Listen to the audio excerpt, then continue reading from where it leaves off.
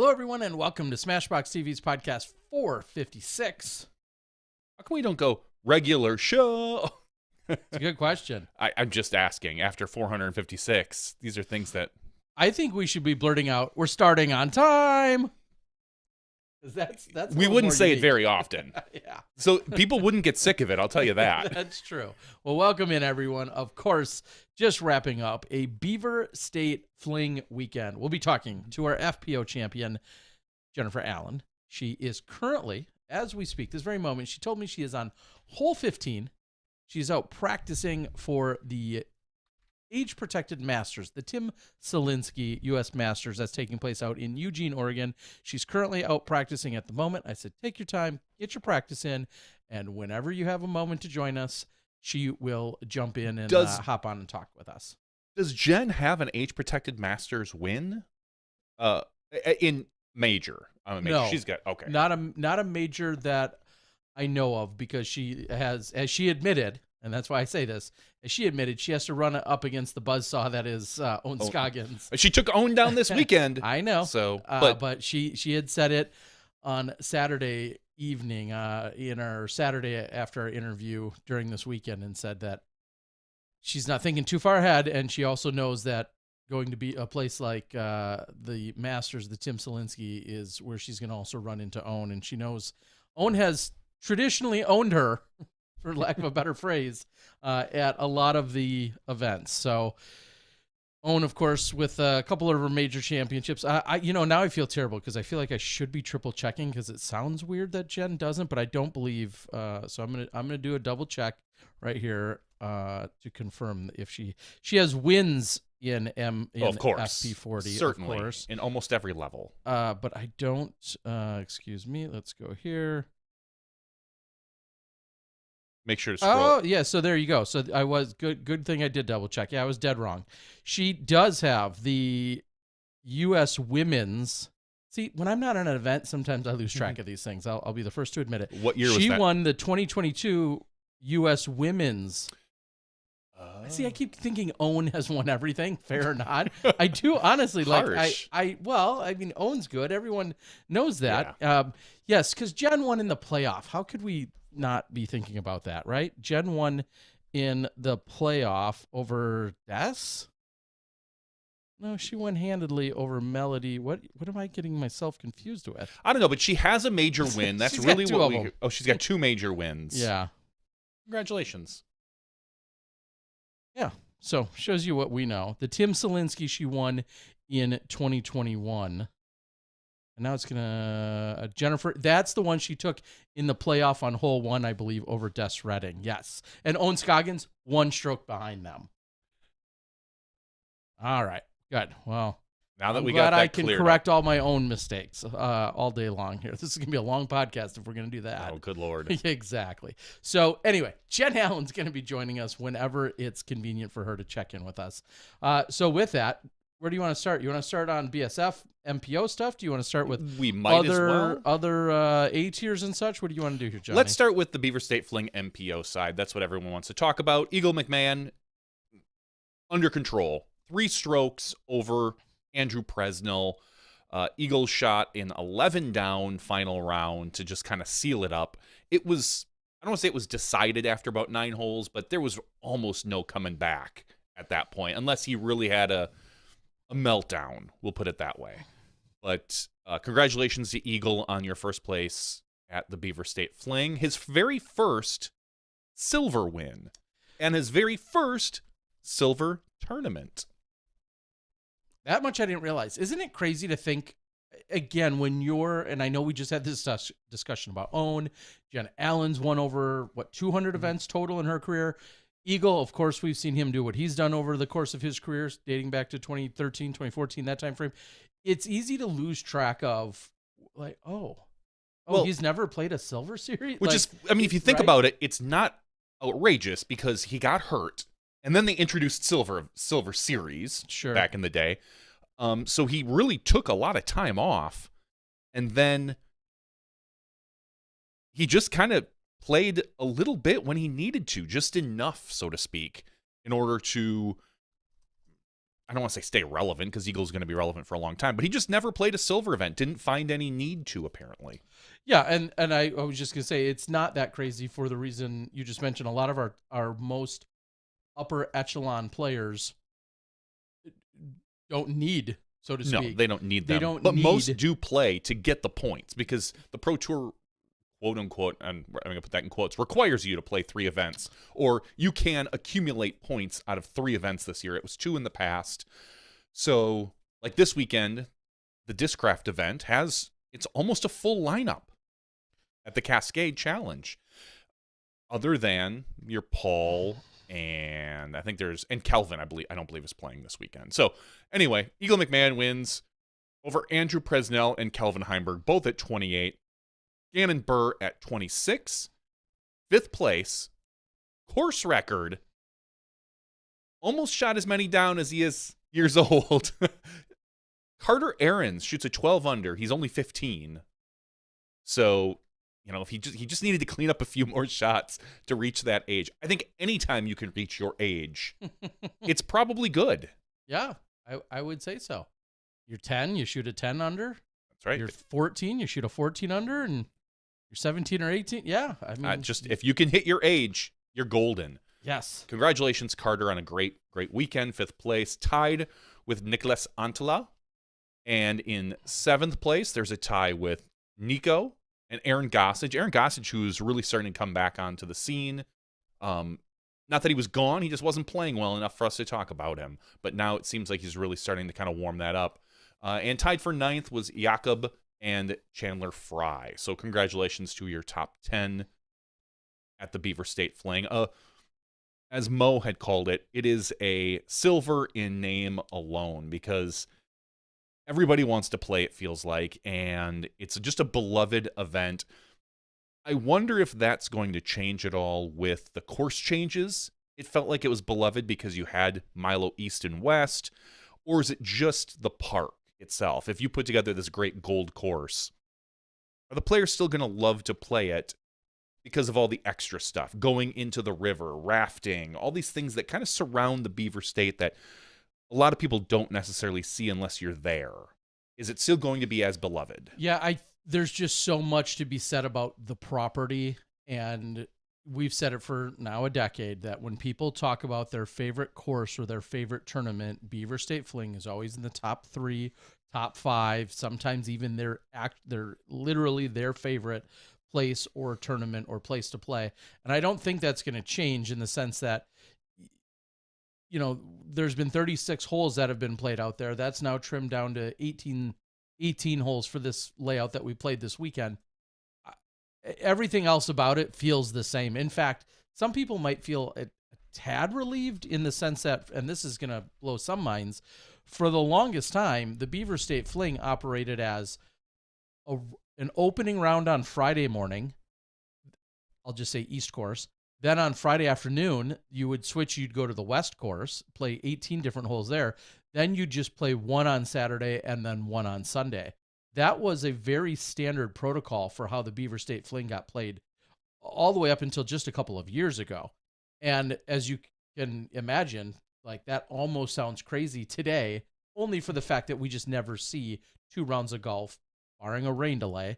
We never see 2 rounds of golf get played in a single day anymore. But that used to be a standard, and I know a lot of you are newer, and I feel like even pushing back on that protocol that the Beaver State Fling had really adopted and had went with for many years, I'm guessing there was even a little bit of a give and take and pushback in terms of changing that up to then be more in line with the silver event. I think to be a silver, you have to. You can't. Not that they won't let you, but they probably won't let you. Yeah. It would require quite a bit of there's so many other media, arm twisting. Yeah, and there's so many other media considerations, and then you're talking about how many people are on courses, then you're talking about contingency plans. Like, it creates so much more hubbub, so to speak. There's so much more that goes into it when you're dealing with those kinds of situations. So I think people love being at Milo. You pull into Milo and you take this long kind of windy road all the way down until you're at one of the 3 or 4 different disc golf parking lots. And just even the beautiful sights that you're driving by and everything about it, once you get there and you arrive and then you see these huge majestic trees, these perfectly carved fairways, I don't think any of that's going to change for a lot of people out there Probably whatsoever. not. And then clearly, and maybe you'd know more than I would in the sense that I didn't watch literally 1 minute of the weekend because I was out there walking around. It sounds as if this cellular signal is Better. good, not great. It's good, correct. There were a few spots that got a little bit fuzzy at times, maybe a little bit pixelated. And I noticed it. I didn't watch a lot of MPO. I watched mostly FPO. I caught the end of the final round at MPO. I think I turned it on with 8 or 9 holes to go. Put it on in the background while my family was playing board games. During those 9 holes, I didn't notice a lot of issue. Now, I wonder if this gold layout hits a couple of like the best spots. Now, 2 to 3 years ago, there were no best spots. It was all trash. Yeah. So between the new equipment and probably advances in cellular in the area, we can now put out at least 18 holes of Beaver State. A little bit of the early word that I had heard was there were 2 spots that they were really concerned about. I forget. I'm not exactly sure which course it was or which whatever. But there were 2 holes that they were really kind of looking out for. And we did notice that there were times when they called on Terry that it just would cut out. We'd get every other word or just we wouldn't hear you because there are different cell providers in each different backpack. You're carrying a backpack. So the cell providers and your backpack actually has less. It's a smaller version. It has less modems than Somebody's trying to put baby in a corner. They are trying to put you in a corner, Terry. And so that's why, because people were like, well, what's going on with Terry? His is only audio. How come we can't hear him? But we're getting really good video out of these. Different modems, different number of modems, different locations. Everything plays. Terry could have been closer to a bunch of people. Who knows? But that's the reason.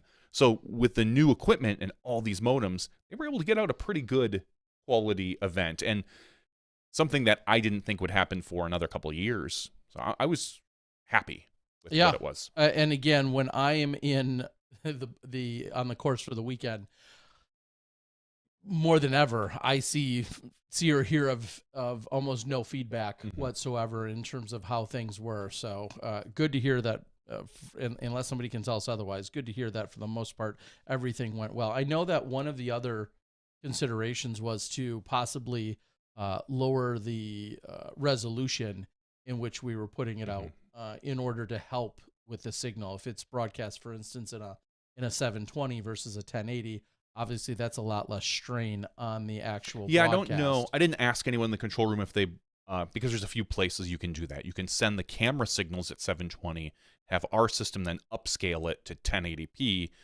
which, whatever, and then send it out. Or if the cameras, or we could do it on our side as well. The cameras send 720, we send out 720. But from what I saw, the broadcast was being put out in 1080. Now, whether the cameras were sending us 1080 is a whole different question. That was a discussion as well, because 720 versus 1080, you're sending less pixels, less information. It's going to be quote unquote better. And honestly, I know people are gonna like scream and yell at this. Odds are you can't tell the difference between 720 and 1080.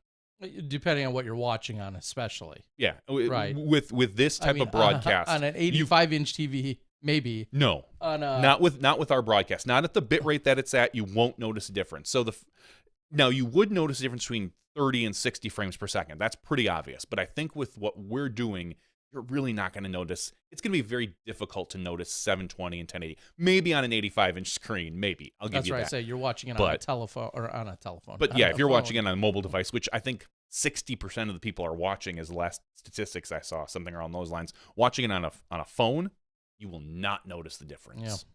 So either way, and to answer a very legitimate question that's come in that kind of does tie into all of this, which is, is maybe the format and the cell signal all part of why we've seen this as a silver event. Is there a chance for it to become an elite event?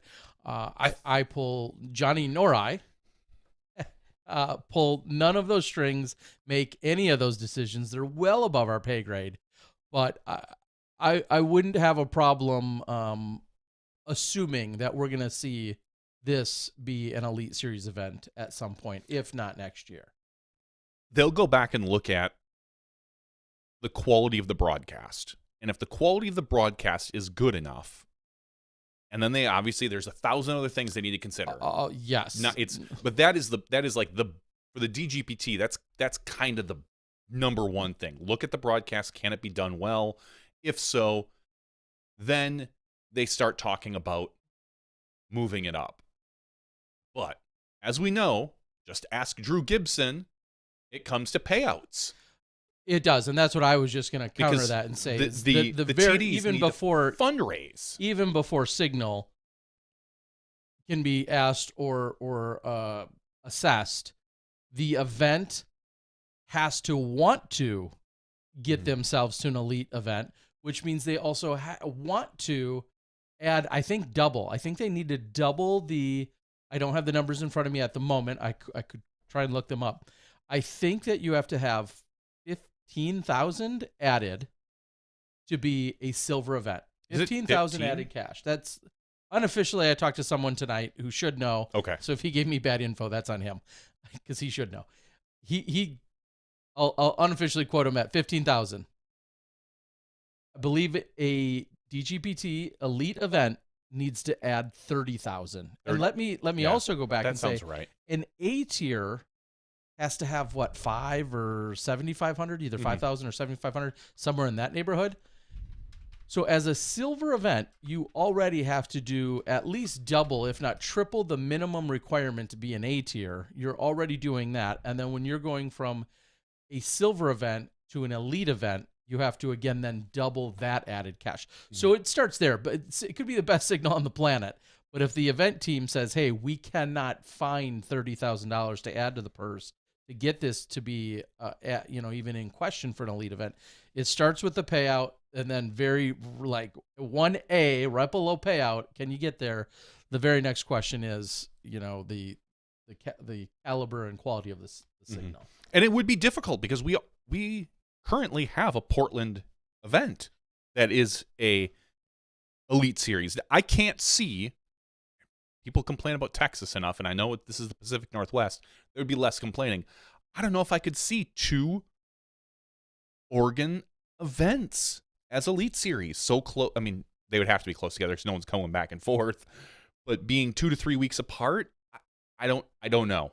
Maybe they'd be fine with that. Maybe they wouldn't. Or maybe they have to, because I'll tell you what, it's probably very difficult to fundraise for 2 events like that. You are pulling at probably the same people that are looking to sponsor events, and you're both trying to pull $20,000-$30,000 out of that area. Very difficult. Maybe I could see a back and forth year.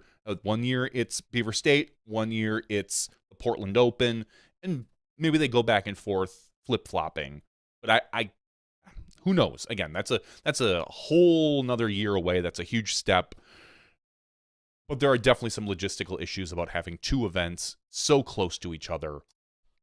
And I'll add on to that. Not only are you talking about from a fundraising perspective, which may or may not then talk about different sponsors that could happen. So Beaver State Fling, for instance, has had Innova this year as their title sponsor. Does that then, is it more or less appealing for Innova to try and be involved with the next event? Or is that the opportunity isn't it Latitude 64? That's the Portland. I feel like there was a press release, tells you what I read. I think there was a press release a few weeks ago saying Latitude 64 is the title sponsor for Portland Open for the next 2 years. That sounds familiar. Yeah, I also thought I was right when I talked about Jen Allen earlier, so that tells you. But anyway, point being, the fundraising perspective, as you just said, so having that money, then, just like they're experiencing throughout this entire swing right now, there's also a volunteer base and a manpower and woman power consideration. That was one of the big challenge is that when the schedule came out and people talking about being in Oregon, which everyone's excited about, Pacific Northwest, yada, yada, yada, Tim Selinsky Masters Cup is going on this weekend. Tim Selinsky U.S. Masters going on this weekend. And so now you're talking about 3 consecutive weekends. And now that's a little bit of an anomaly. It's not obviously held here every year, but just the fact that there are 3 consecutive weekends, think about your volunteer base. Who are these people that can come out and be part? You got to think about spotters, UDISC scorers, all these other volunteers that are doing a million things. And now you're talking about 3 weekends. The Masters event. I don't know if Tim Selinsky's on UDISC. I think that's going to be the Masters event is going to be at least 4 days. Mm-hmm. So you're talking a Thursday through Sunday. You're talking about a ton of volunteers needed, and hopefully being involved in some capacity. You're talking about Portland being a 4-day event, and you're talking about BSF being, and that's just those actual days of play. Then you're talking about prep work, breakdown, blah, blah, blah. You're talking about all those other things. There is a lot to consider. That's a huge, now, obviously that area is rich in disc golf and disc golf ambassadors and volunteers, and we all know this, but it's still a lot to ask of a relatively small triangular base there. When you're talking about Portland, Estacada is less than 45 minutes away where Milo is, and then Eugene is about 2.5, 3 hours or so west of there. I mean, that's a very centered, so to speak, maybe not geographically, but that's a very tight-knit place to be. Those are all things that have to be considered. So when you ask, well, why isn't there this tournament in they should have an Am Worlds in Bend. Well, just so you know, these are the things that go into the overall considerations and planning. So, all eyes on Oregon for 3 weeks, which again is awesome. It's thank a volunteer, buy a spotter a beer, whatever you need to do. There are a lot of incredible people that have to make things work, and I don't envy a lot of that work that has to go down. They should just throw a big statewide party at the end of the month. Go. At the end of, well, maybe not at the end of May, maybe about the end of June. Let's just wait till the end of June. Everything will be cleaned up by then. Go throw a huge statewide party. Yeah, it's just best of luck invite to the disc golfers. So, yeah, and obviously everyone's heading up to Washington, as you just said. It'll be interesting to see that we've got a new event, new venue, new property. Some will be playing, as you just called. I spoke specifically with Ricky Wysocki right before he teed off. Maybe it was the second round, and I said something about being, going to play night. He's like, yeah, like I have to. And obviously Ricky is very unique in that he has missed everything this year. Here's what I'll say. So he's trying to gain as many points as possible. I don't think he's going to have to, but I'm glad he's going. There's a few. You don't want to take that. You can always throw away points that you didn't need. You can't gain them at the end of the year because I mean, we all know like something could flare back up and he misses 4 more events, Correct. He's got to play anything he can at this point. Assuming health-wise, I don't think he will need it, but I also don't blame him for doing it. I mean, I think he's just trying to, he said, I'm fresher. I clearly have not been out there grinding in the same way that all these other players have. And so, yeah, I think he's even more optimistic. That's great. I'm happy for him. I hope he goes out and tears it up. So, all right. So that's Riverbend. What was it called this weekend? Riverbend's Gold Layout or something like that. I don't know. It'll continue to be Milo McIver Riverbend Gold is what it was called. Did you notice anything about before? We're not going to talk about FPO until Jen gets on. Did you notice anything about Eagle this week? He went from not cashing to winning the event. Yeah, no big deal. The courses aren't extremely different. It's not like you're playing one where you're hitting a ton of tight gaps versus OTB. I mean, they're both big kind of arm courses. So I doubt you probably didn't talk too much about that. I not specifically. In fact, there was, funny enough, there was one interview that we did Saturday after he was in the lead and was in contention or had shot as well as he did. And that interview ended up getting canned or scrapped because there was an audio issue on our end. But You'll always have it in your heart. Yeah, I will. No, just, at that point, he had kind of even alluded to the idea of like, it's golf. It's humbling. It's humbling to not cash at an event like OTB and then to be in the running the next weekend. And I think he just kind of realized, the competitiveness and right now that when he's not on his game, he can be beat. And I mean, I'm kind of paraphrasing for him, but that was essentially what I took from it. And then you saw him, he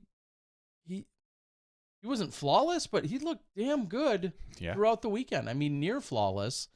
And I didn't physically see him on site, and we only saw him, one round, if even, at OTB. So I don't know how bad things went for him in rounds 2 and 3, but you have to imagine for him not to cash, I mean, everything has to be going bad for you, right? Like, because he's so good that, like, I can't even fathom what's going through his mind and what's happening to him as he's throwing bad enough shots for him not to cash. Like a mediocre player not cashing, like, okay, I got to play good golf. Eagle has to play really poorly to not cash, and that's nothing but a compliment. So, well, we can talk about FPO. We'll Sure. go over the results before Jen comes on. I'm sure hopefully she's on hole 18 right now. As we know, Jen's coming on the show. She won, starting out in epic fashion with the hole-in-one on hole 1, and then followed it up with birdie, birdie, birdie. Ain't too bad right there. So she shoots 23 under par, besting Holland Hanley by 2 strokes. Holland was in it right up until basically hole 17 when she went OB on 17 going for the green.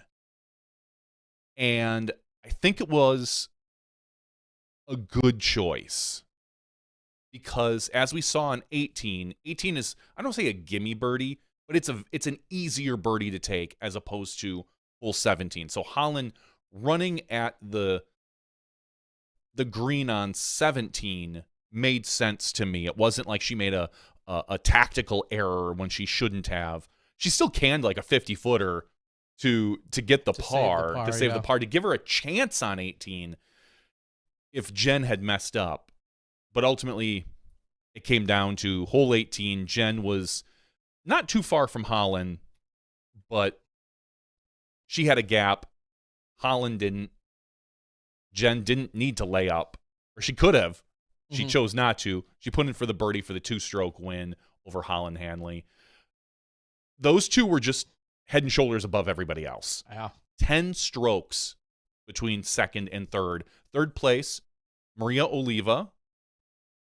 We've been saying her name a little bit more often now. Hopefully she's Maria had a tendency to shoot usually 1 or 2 really good rounds and then 1 really bad round. And I think she's starting to get out of that. So I don't know if it's a little bit of experience, a little bit different play style. I don't know, but Maria in third place, doing great. Fourth place, Owen Scoggins, which was 1 behind Maria Oliva. Tied with Owen Scoggins. Rebecca Cox at 10 down. Then we go Missy Gannon at 8 with Allie Smith, another name we're talking a lot about lately, Allie, and tied with Kat Murch.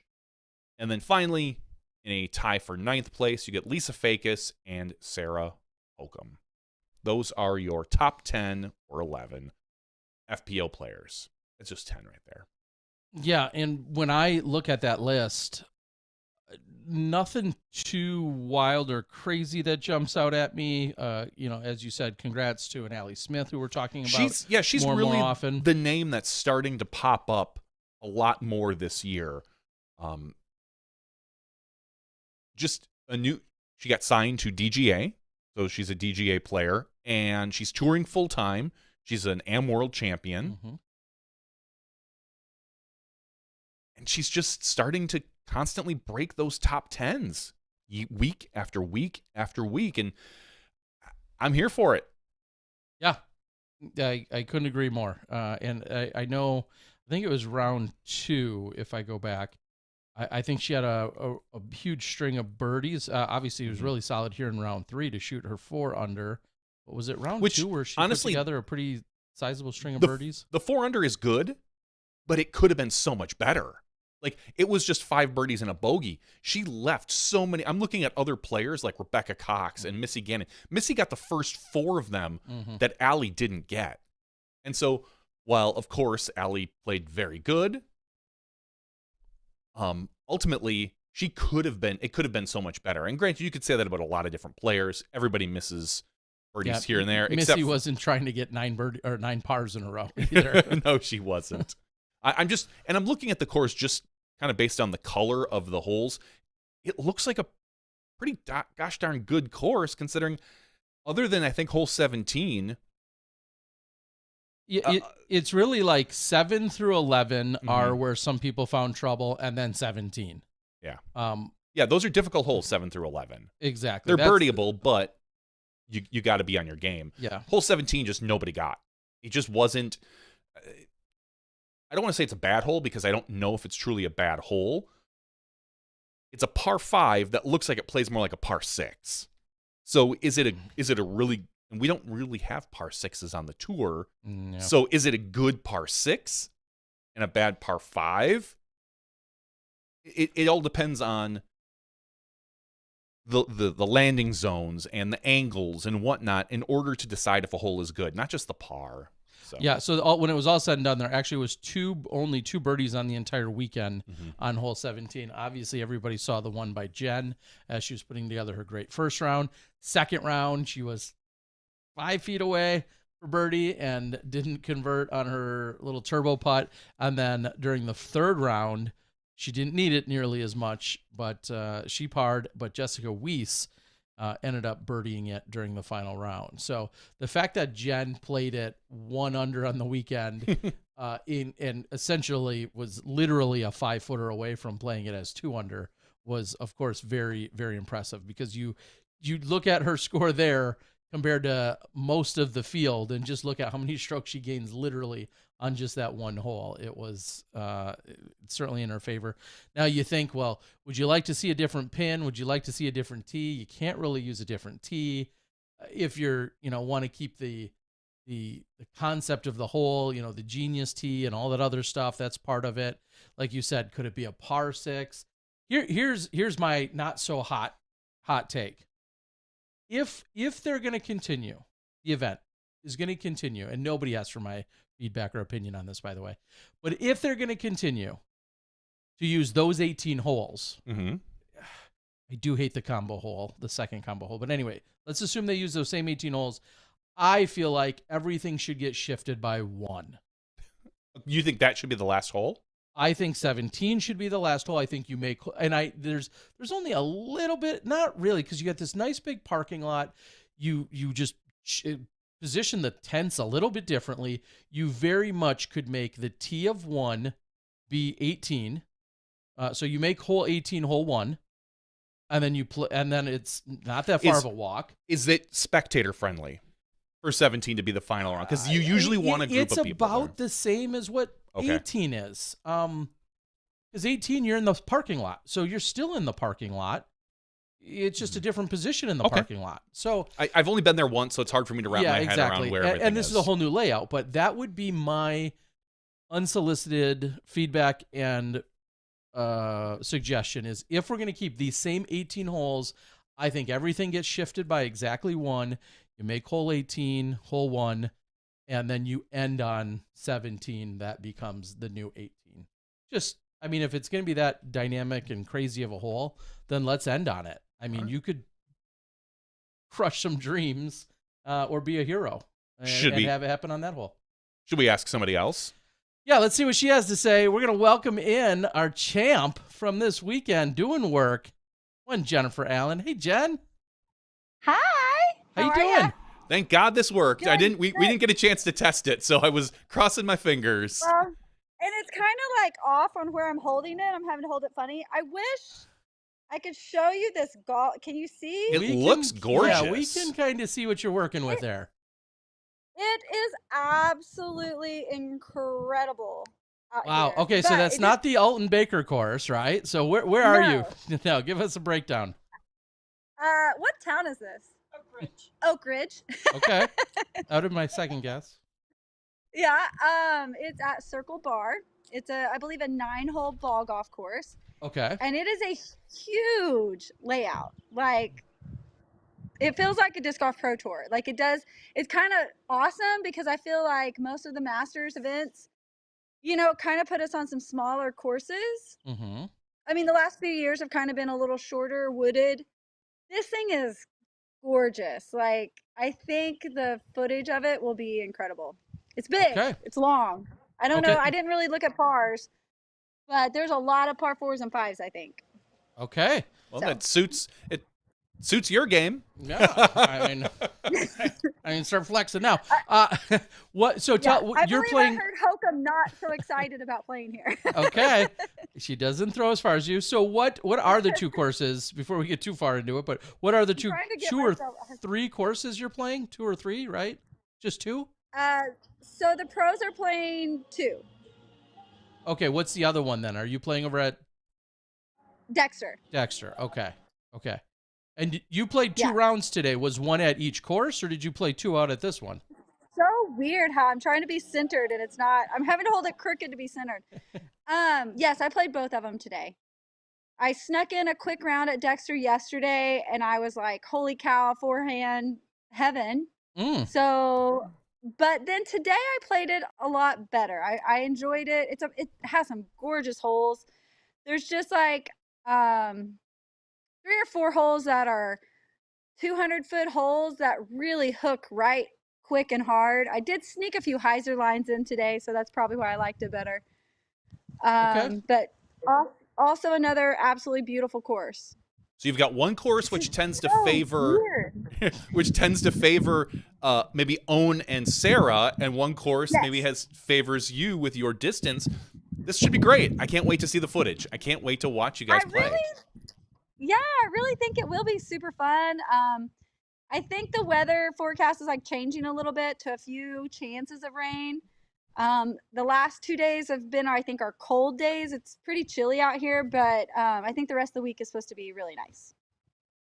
So we'll quickly touch on that this weekend, people were almost doing jumping jacks and yelling and cheering and chanting for the fact that we had beautiful weather essentially all 3 days at Milo, which is a little bit unique in itself. How does the weather this last weekend compare to what you were expecting this upcoming weekend? Well, this course feels like Oklahoma. It is so windy, and I've heard it's always windy here. So that also might be my favor, but I don't know. It's rolling, kind of a rolling hill, so you can get some gusts, but pretty windy here. I mean, I'm getting hit by the sprinkler on the green, and I'm 100 feet away. It's like it's pretty. And to windy. be fair, not only did we not have rain, we didn't. At no point do I think we even felt a full 5 miles an hour of wind this weekend. Is that fair? Yeah, there was a few times that it was gusty, but yeah, pretty perfect. Yeah, it certainly was. So we were just kind of assessing, and I was talking a little bit about the layout. I'll go on record and say, largely due to flow, I didn't love the 15 combo hole, only because of flow. Yeah. Like, the idea of the hole is great to combine those. Hole, though. Yeah. But nobody loves the backups. Right. It was kind of a good spot, though. Like, we always ran straight to that awesome bathroom. That's true. So yes. If you're going to have a spot for a backup, like, that was a good spot. I do agree. I was listening to you boys talk about 17. We all kind of felt like that should have been the 18th. Okay. And I even thought skip hole 18 and add in one of those cool holes after you come down, which was maybe hole 9. And then add in that one parking lot hole. Sure. And then you jump back in on the river. That was my thought. Okay. Yeah. That's that. Yeah. And I'm not full disclosure that no one else really knew. More than once this weekend, we got done with 10, and I went right to what they call the dream hole, which is 12, and I forgot to go over to 11, which is the Philo hole. And from a flow perspective, I'm sure I wasn't the only one. And again, I've seen a couple different layouts throughout the years. So it's just a matter of like what hole is do we have to have, what hole don't? I mean, just think when you Yeah. guys played 13, we also then skipped 14, and that one could, in theory, be brought back into play, right? What would be? there was so. I mean, Yeah, you're cutting out 18 holes. yeah. So of course you're gonna lose several like incredible, yeah. favorites. What a good A problem to lot of have, the right? women, yeah. A lot of us, I heard several women sad that we were losing those ones in the far back. Like those, maybe the guys didn't like them, but I think that they were fun for the women. So a lot of us kind of missed that back corner by the river. Of course, I didn't really mind skipping all those little tight wooded ones that can plinko anywhere. That seemed to be the consensus, though. I feel like a lot of people really didn't mind because you play the beautiful one with the backdrop, with the Beaver State sign and the wood chips and everything, which is hole 8 this weekend. And then there's 2 holes right after that we skipped, 2 wooded holes, and I feel like that was the consensus. Gimmicky. Yeah, those are gimmicky. You can throw a great shot and get a bad kick, and you can throw a horrible shot and be underneath it. So, I mean, it takes some skill to do a great shot on those, but it also takes a little luck too. So that's okay to lose those, I think. Sure. And then what did you think about the actual, we'll say, distance and the, because Sarah Hokum gave this weekend's layout like an A+ rave review. She just liked how it laid out for golf, for playing golf appropriately, challenging women in the right spots and at the right distances in the right ways. What was your take on this weekend's layout? I would have to probably totally agree because the upshots were just perfect distances, I think, for me. Whereas last week I was really struggling. I had, just perfect drive after perfect drive, I felt like. And I would get myself in a range that I don't like. I mean, it was probably like an okay range. But I kept finding myself at like 160 to 180 that I was screwing up. And so, like, the distances were great, I think, this week. And is there any... Sorry, I'm in a horrible glare. No, you're all right. You're fine. No, you're fine. You look great. Okay. I guess I don't know if I really have anything else about the course. Like I said, it was very well received. How did you like by hole so 1? many people. Yeah, hole 1. Did you like hole 1? Is that a good hole to start on? I think it was okay. I figured it out. The first day I went long. The first day I went long, and I changed it up, and it worked great. So, yeah. What going into round 3 and then acing that hole? Obviously, everybody's excited for you. Even your competitors look like, they're high-fiving and whatnot. Do you feel, maybe it's a dumb question, but do you feel that kind of set a statement? Or is that more just a birdie versus an ace is a little lucky? Or do you feel like, hey, that's my stamp of approval, I'm going to take this one home? You have that feeling like, okay, that's a good sign, right? Like, things are going to go good. And you ace the first hole, you kind of feel like maybe today's the day. But I threw the exact same shot the day before and just caught a few leaves and it dropped right in front of it. So I threw the same shot. Like, it wasn't like I changed anything. So it didn't surprise me that it was close. I mean, like, of course, aces have to like just line up perfect, and you don't plan them. I do love to throw aces, so I do go at them a lot. And I've told people that it's not that I dreamed it, but when you're laying in bed and you're like going over the round before. So my Saturday round should have been 12 down. I gave 2 strokes on the last 2 holes, but you're going over your shots, and especially that one, since everything went pretty good. I was going over Saturday's round to kind of think about Sunday, and I pictured it just because like my shot from Saturday was so close. It was like, okay, the T-bird in, that could go in. And I just kind of didn't think much about it and moved on. But I thought that it could go in. It clearly did. Yeah. And then I was told by our U-disc, the field U-discer, when I threw my upshot coming in on hole 2, I turned to Jeff and I was like, God, that was money. Like, it just, felt really clean out of my hand, and I thought I was really close to making the eagle skip in with my Cayman, and it went long, but I got up there and the U-Discer was like, it was inches, and I haven't watched the footage back. And Terry, were you close? I wasn't. So I wish I could tell Okay. you. I could give you a better idea. I was messing with my on course microphone issues at the moment, so I didn't see it come in.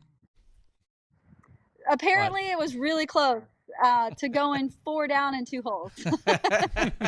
Yeah, that would be pretty incredible. Yeah, and of course, yeah, thinking about. We were just talking about the occurrences of the birdies on 17. Jessica Weiss had one during the final round. And then you, of course, had the one during round 1. And then, you were right there for round 2. Tell us about that hole specifically. I know you just said you wouldn't mind ending on it, but kind of break down that hole specifically in terms of what's required and do you feel like it challenges the FPO field correctly? I think it's a good hole. Okay. You got to break it up right. And I was joking because both of my shots that were really good, and it was actually right where Holland landed the last round to try to approach. She just went really high, and you got to skip it in low. Like, I think her angle on the approach was wrong on Sunday, or she could have got up on that island maybe. But I was joking on the T sign. It should that tree that I got behind should be like showing where you should land to approach the basket. Like that's a great spot to be because that's where I was both times, and it's a perfect hyzer. Just drop it in there, and with that angle, you kind of have the length of that island. And if you go over it, and you have a circle putt. Yeah, so. Exactly. I was just going to say, I'm surprised I didn't see more men and women being a little more aggressive, thinking, hey, just go over any part of the island, and then you're going to get it on the island. Be aggressive with it. And if anything, go long on that hole. It's so much better to go long, touch some part of the island or cover some part of the island rather than come up short. And then I guess my last point to all of that is something that people maybe don't account for if you haven't physically been there. Those curbs are those are like curbs on steroids. Those are above average curbs. And I know that sounds silly, but you have to take things like that into account if you're playing any kind of skip shot or you're playing anything low. Those curbs have a little extra girth to them. They do. We were all saying that. And that was actually why, that and the tight spot I was at on Friday, I had my Firebird in the hand because I think it's less than 300 where I was, but I bumped up to my max just to play it a little safer, wider. And I knew, like, if I hit concrete, as long as you don't hit curb, you should skip up, onto that island. And just like you said, of just playing it more aggressive, like that's where I screwed up at OTB on day 1. Besides the fact that we were just we waited every single hole. So Haley and I were just like, man, we're over this round. And I lost focus and took a 7. But after that, I was like, man, I mean, I don't want to hit anybody in the gallery, but I want to blast past that. Like if I screw up, my screw up needs to be long. And I didn't calculate that in on Friday. Yeah. I couldn't agree more. Some islands aren't that way. Exactly. Depending on how they get ruled. And maybe that's something that gets taken into consideration, for how they play it, is if you have to land on it or not, and every, because you always, when you have those situations, the reason why drop zones can be so beneficial is because then there's no argument of did it cross, did it not? Are you relying on a spotter? Are you not? Those all become kind of nitpicky, can be quite, can get to be heated moments that are very impactful. We've all seen players try to convince their group that, no, I was out up here a little closer. I'm sure I crossed over this spot. Yeah. 9 other people don't think I did, including the spotter who's 6 feet away, but I definitely think I did. So drop zones can be helpful for that reason. But so this is your first DGPT win, right? Yeah. How crazy does that sound? 23 years. Well, to be fair, the DGPT's only been around for 8, but Okay. Took me 8 years. How does doesn't that sound crazy to you though? Kinda. I won 2 majors first. Yeah. But those are age protected. So I mean, this was a very stacked field. I mean, and what a battle. Terry, can you think? I mean, there's been a few, like, I don't know why the one huge putt by Paige on 18 at Sunset, wasn't that to flip some score? Like, I mean, I know that there's been some tight battles in FPO, but man, this just felt like a heavyweight battle. And we were just like taking one to the chin, hole after hole, just fighting it out. Like, it was such a great, I mean, I hate to say it. I mean, clearly I've walked with the MPO before. It really felt like it was kind of Ricky and Paul out there, like battling it out. Like, I was saying it great golf. It actually was a little reminiscent of European Open, where Paul and Eagle were so far ahead of the field, and they were just battling it out every hole. That's kind of what I was thinking with you in Holland. Just you didn't have to think about the rest of the field. It was a match play event at that point. Right. And I got to talk to JK today in the parking lot, and she even said, like, the rest of the field was out. The FPO players were out there on the field just like watching, because it was just such a great battle. And that's super cool, like, to hear those stories later, because I was definitely in the moment, and I'm totally proud of myself for that. I hope it's something I can continue to build on the fact of, you know, like I teased you, Terry, when you're like, there's so many people, and I literally was like, what people? Because I never looked at them.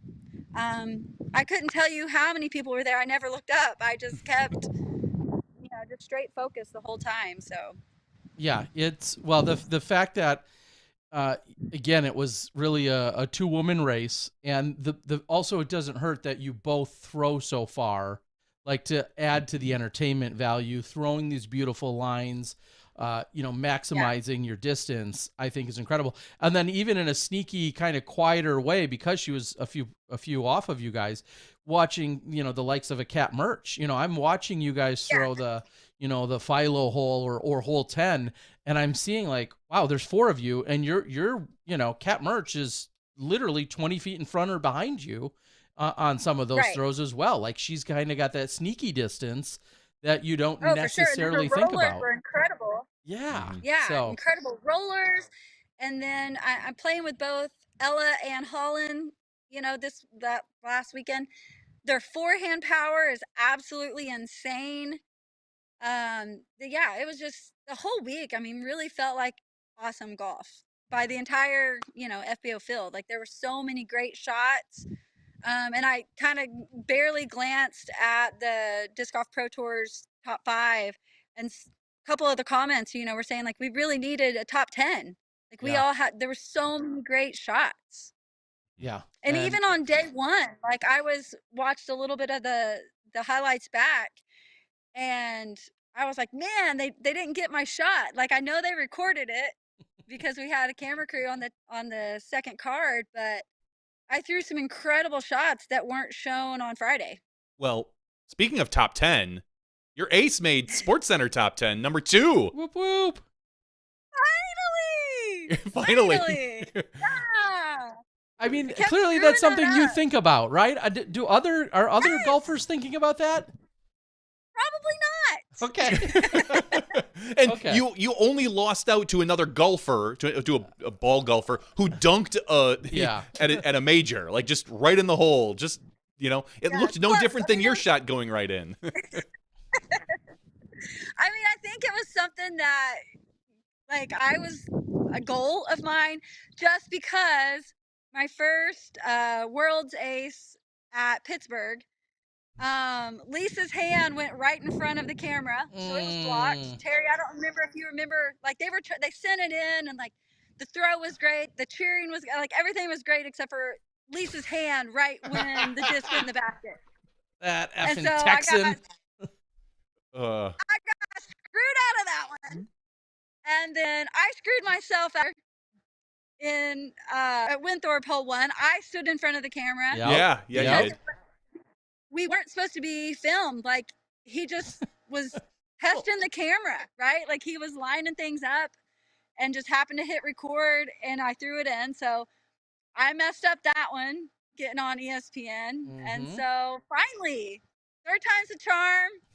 Big ace, big tournament on film that finally made it. So yeah, that was a goal. Clearly it does make, and whether the Sports Center followers and honestly I didn't see it yet, but however it's set up and just the fact that you went on to win, of course an ace is always awesome to have it and to get anywhere on Sports Center, but that's all part of this incredible story. As it was, you're starting off the final round, which then propelled you and helped lead you into the overall victory. Right. So it's like it's just such a perfectly matter. Yeah, and it's such a perfectly written story. So the question is, knowing that you've been playing about the same amount of time as Johnny and I have. I'm sorry. How many aces, either roughly or exactly, do you have? I don't count. I have so many. Okay. That's what people were like. Like today I threw my disc several times. And they're like, oh, you didn't sign it. I'm like, oh, I don't sign them except for the disc in my bag. One of my destroyers, I got the ace at Hawaii before going over to Australia. We signed, the boys wanted to sign that over in Hawaii because they're like, this hole's never been aced. Sure. And so I let them sign that one, but I don't even sign them. I probably have 6 or 7 ace discs in my bag that aren't signed. I didn't sign the one at Winthrop. I have well over 100. I have 2 days that I aced twice in one day, one being back-to-back throws, back-to-back holes, not like I was practicing and threw 10 shots. Like, damn. All right, simmer down. Yeah, I have a lot of aces. Drew gives me so much crap when I'll call and he'd be like, what, you calling because you aced? I'm like, maybe. Only because it's always it's a good internet argument. I'm just gonna set this up. You're out at Vista. You're playing, we'll say, hole 1 by Dukes, as an example for everyone. You're playing that. You throw the first shot, you park it, and you're out there practicing. You throw a next shot, you throw that one in off the tee. You throw it in. Do you count that? I mean, you're not counting aces anyway, but do you consider that an ace? Yeah, it's an ace. Okay. I considered my upshot warming up Saturday? Sunday. I can't remember. I think Saturday. I threw it. I was warming up my forehands and I threw one in from like 160. And I was like, do I count that as my first forehand ace? If it's from a fairway, not on a hole. I know. We not were on joking. A tee, I mean. We were joking. That one I would not count. Okay. But I kind of low-key wanted, just because it was my first forehand throw. No, you got to get on that tee pad and start throwing forehands, Jen. Yeah, you're getting greedy here. You want to stretch everything into an ace at this point. Jeez. Yeah, no, that one, we were just joking because there's so many holes that people get on Facebook and be like, oh, it's a hole 1, it's 110 feet, Yeah. That's what we were joking about. Longest ace? No, I think longest ace. 355, I think, over a pond at Emerald. Okay. I think that one's it. I aced 2 of the long holes at Emerald. I think they're over 350. Because this was what, 345 if I recall? Let me look. 345. I didn't feel like it. The ones at Emerald felt longer. I was a destroyer over the pond, and then back at the road was with my Wraith that were like full flex shots. So those felt longer. Maybe the distances are wrong. And there. just for a full journalistic integrity, the disc was, share with everyone, the Jen Allen T-Bird. Nice. Okay. The Jen Allen T-Bird. The best T-Bird. Oh, yeah. I was, it's totally different. I was laughing listening to the highlights, Zoe saying, I've never seen a hole 1 ace. I'm like, girl, you commented you were the commentator last time when I aced on hole 1. Yeah. I was like, come on, Zoe. So I told her today, I was like, you're just going to have to be the commentator on hole 1 for me for the rest of my life. Yeah. And because it's a fair question that's coming in off the board, I'll entertain Ryan Pilcher. There was no ace pool, or was there? No, so Disc Golf Pro Tour doesn't do an ace pool. Yeah, that's what I thought, but I figured I'd ask. Yes and Yeah, no. I mean, because how much do you make it for? Is it per division? What if it doesn't get hit? Like, there's 100. I mean, there's also not any CTPs, put on by the Pro yeah. Tour, and We don't need CTPs. We don't need. But I mean, I think easily you could do like a $500 ace pot. you know what? That sounds like a damn good sponsorship opportunity. Sean Jack, I know you're watching. Somebody could sponsor an every event ace pool, and if it doesn't get hit, they get to keep the money in their pocket. If it does get hit, then it gets split throughout the weekend, but or go to payout. But yeah, that sounds like a great. There you go. Yes, I'm going to get commission on this. No, you won't. Damn it. It's a good idea, though, that somebody could just flat out sponsor an ace. Even, I mean, heck, even if it's $200 per division per weekend, and that's their official sponsorship offer or whatever throughout the entire year, that could be very significant if they're paying out every weekend. Feels like there's at least one a weekend.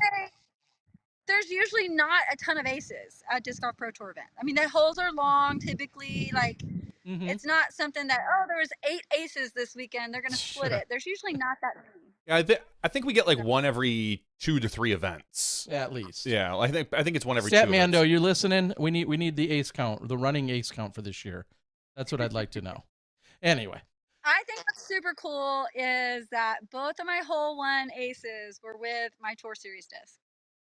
Yeah, so clearly people should be buying your Tour Series disc. But only throw it on hole 1. I mean, only on hole. If you want to start your round with aces, after that you put the discs away. You don't bother throwing them. Just throw them on hole 1. No, every hole those discs love chains. So yeah. Without digging too deep here, since we're not a full blown in of a commercial, because they don't pay us like they should. But I do want to ask. I think bought your Tour Series T-Birds as long as you've had them. I buy more than a handful every year off the Pro Shop. And they're still all in boxes. In fact, I just came across a box, like a whole bin of them the other day. Do you have a favorite year? Do you have a specific ones that you still like seek out or go after? That one that I aced with was the first one I put in my bag last year. Both actually of those. My Rock and T-Bird last year, the first ones I pulled and tried, I have thrown and they're still in the bag. The Rocks just flew really straight, and now it's kind of, I can flip it really nice. I actually just put in a brand new one to kind of as a stable backup, and then that T-Bird it held. My T-Birds are usually pretty stable. The forehand throwers love them. Last year's just had a little bit more glide to them, held that straight line, and then finished left. So those, I have to say, are my favorite last year's. And that's probably different than everybody else. Everyone else, I know, like the first year run, they absolutely loved. All of them are pretty beefy. But last year's I loved them. And that's what I still throw. I have this year's in the bag as like if it's a little more windy. Okay. It's more stable. Makes sense. Yeah, I think about some of the swirly T-Birds that they did with KJ Naibo one year, and I think that was one of the early years that we saw your glow T-Birds, and I think there were Brinster Destroyers that year. And I just came across a whole bin of stuff the other day, and that made me think it, because I always pull yours out and I'm like, are these more Sexton Firebirds? I'm like, oh no, these are Jen Allen T-Birds, and they all look beautiful in the box nonetheless. Yeah, that's what I was told. I've never researched that, but I was told, because they were bluish. They had a lot more blue to them. That hit the Nick Sexton Firebirds and my T-Birds were the first year. And both of those were just like super duper great runs. Yep. Okay. Well, they're appreciating in value as we speak, and they'll sit there. Perfect. If you need one day, I might I had to sell back Kelvin Heimberg or trade back a few Kelvin Heimberg Destroyers that he liked last year when he was in town, because he liked a particular run, and I had a bunch stockpiled from that year. So I was glad to help back the man that has his name on the disc. That's what I do. Nice. Terry. Well, I mean, I hope, fingers crossed, I haven't heard anything, but maybe since that was like pretty special day, maybe Innova will drop something cool. They better. Yeah, they should. We'll back stand. Yeah, a little Yeah. back stamp. So fingers crossed. I think you just have to say it, and now we pressure them, and then they Mhm. make it happen. Well, they're all just getting back from Japan, so Yeah, they've been a that's little true. busy. So I'll give them a minute. I really wish I could turn and face the other way. I know you're getting the building.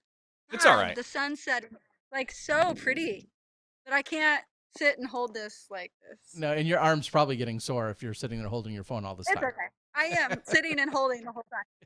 Yeah. So this But weekend, the sun is coming down over these trees. it looks great. This weekend, are you rooming with Owen? I mean, I know you guys are good friends and teammates, but you'll be two of our favorites probably going into this weekend.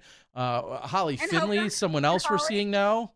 Zoe Andike, who Zoe. you just mentioned, making her debut in Masters. Yep. What's the field looking like in your opinion? What should we be expecting? I mean, well, you got to say own. Yeah. Okay. I was joking that, I won it the first year, then Own got it last year, so maybe it's Hokum's year. I was being Wow. that nice. That's friendly. The guy. No, I'm sorry. I'm just finishing the. Yeah. Thank you. The awesome people at the clubhouse here, making sure I wasn't stranded. So yeah, I felt like it was nice saying like it's Hokum's turn, right? But the guys I was playing with said that's too nice, men wouldn't do that, so I couldn't be that nice. Okay. But I thought, like the way we've been trending, like so maybe it's Hokum's year or Holly's. They came in I think the same year last year. Or maybe it's back to you. Yeah.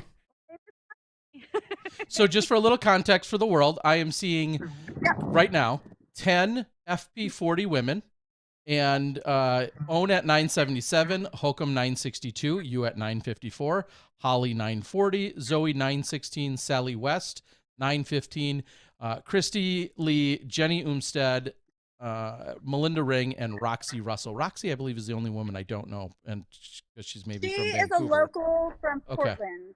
Okay. Yeah, okay. Yeah, Vancouver, Washington, that general area, yeah.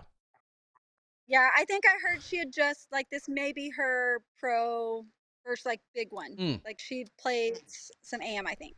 So. Awesome. Yeah. Maybe being close. Yeah, totally awesome. I think at first we had 14 signed up for a little bit, and we've kind of lost a few. Yeah, I was just going to say, are you surprised that 10, yeah, I was when I just clicked on it. Are you surprised there's just 10 FP40 competitors this weekend? Did you scare them all away? I don't think I scared them all away, but I am kind of surprised because our numbers have been like super good on other tournaments. Like I'm going to try to sit down over here now. The sprinklers are kind of going down. We had 14 at the age protected at Masters Cup. So, okay. And probably quite a few of the same women, or at least a handful of them, I can guess. I'm shocked it's not more than 10 and 14 at minimum, if not, closer to 20. What? Any guess? That's what I was. I don't know why. Because this is gorgeous here. Like it's super pretty, and it was awesome that they were able to kind of coordinate. I don't know if they really meant to, but super convenient for us trying to play the Disc Golf Pro Tour events. We're staying right in the same area, so that's really nice. Yeah. Okay. And then you will be playing Washington next weekend, I assume, or is there a thought of taking it off, or what's kind of your game plan? Washington's this weekend. Never mind. I'm an idiot. Never mind. Sorry. You're Portland next weekend? No, you're good. Well, I mean, Holly was actually still kind of going back and forth if she wanted to drop and go play there, just because there's so many more women. Really? And she would get the point. Huh. So, I mean, she was even kind of debating that. I still saw her in the parking lot today. So I think she must be not dropping. Okay. Because she was going to, she practiced them yesterday and was going to make her decision last night, I think. So I'm going to assume that she's going to play. Yeah. Oh, wow. Okay. Yeah. And I guess maybe later after we're done talking to you, we'll take a look at who it will be playing this weekend. That's kind of interesting. The fact that it's even on our mind to consider one or another says a lot. I mean, it says what she cares about for Wisconsin for Disc Golf Pro Tour points, and then also for her to then stay and compete where she is with you guys. Also must say something about that course, maybe versus going to an unknown course, an unknown event. Not that we don't expect it to be great, but there's still some unknowns there. Yeah, I think being that it's a major, makes her kind of want to stay. Sure. And then, I think she said there was like 40 some odd women up there. And I think a lot of them were lower rating, like 30 that maybe were 900 or below, maybe, or something like that. So odds of, maybe making more money up there clearly versus a very small pool here. Yeah. Why can I not center myself? Even when it's stationary. Well, I mean, just for reference, it looks like the Masters Worlds has 20 FPO players or FP40 players in it. Okay. So it's a lot of the same. Own Jen. Mm-hmm. Sure. Actually, no, it's just really the two of you. I'm sorry. And then there's Nicole Bradley, Stephanie Vincent, but we're not seeing Hokum or Finley. Hokum's gonna be in or Europe. Zoe. Yeah. Okay. So a lot of them are taking the European trip. So that's why the FP40 at the Masters. Yeah, it's something that I've really struggled with the last 2 years. It was the same thing. Hannah and Evelina are like, come over. We got you the whole time. And it just butts up right up to Masters Worlds the last 2 years. So being in Arizona, I even got the invitation playing well at Music City for the European Open and, really wanted that. But being Worlds is there in Flag, I'm going to stay close to home. Were you at the 03 Flagstaff Worlds? You weren't, were you? No. Pro Worlds? Okay. All right. Yeah, I mean, Flagstaff, so incredibly beautiful. Like you said, home state, travel 2 hours north, everything that could be said about Flagstaff. I think it makes perfect sense that that's where you'll be. Although Sula is incredible, and that's the weekend. That's the two that kind of butt up against one another specifically is Sula. Right. The next weekend after that is European Open. But understandable that the idea of that world title makes perfect sense as well, more so than an event. Yeah, she's going to try to get. I'm really. You're going to try to get 3 majors this year. My dad is going to do what? I said you could theoretically take home 3 majors this year. If you win this, then you go and get Masters, and then you get FPO. Yeah, because you're playing all 3. I mean, that's asking for a lot, but I wouldn't deny them. Yeah, get your shit together, Come Jen. on, get it Alan. done. Yeah, we don't have. Come on. Yeah, I'll do my best. All right. I'm still fighting. Not fighting. Fighting's a mean word. I am still arguing my point that they should move our the pools that we're in for Masters Worlds. Okay. We're in a pool C playing Tut Hill and Little America Shorts, and I feel like we should be with MP40. Yeah. In the same pool with the same galleries. I mean, the Disc Golf Pro Tour has been doing it right. Women tee before the men. Galleries work out great. You're going to have paid, spectators. They're not going to want to drive back and forth at the same time across town to 2 different courses. So I think if we want bigger galleries, you've got to have us at the same place. And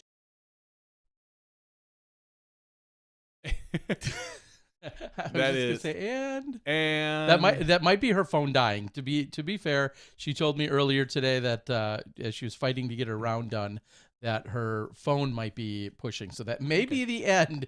What a cliffhanger! Oh my gosh, we're not gonna. We're never gonna know. And my next question was gonna be. So let me get this straight. World record holder Jen Allen advocating for a longer course. Oh, go figure. And that's too bad because if we happen to get her back, that's great. If not, we can, we had her on about 3 months ago. We'll probably have her on in 3 or 4 more months, knowing Jen. Yeah.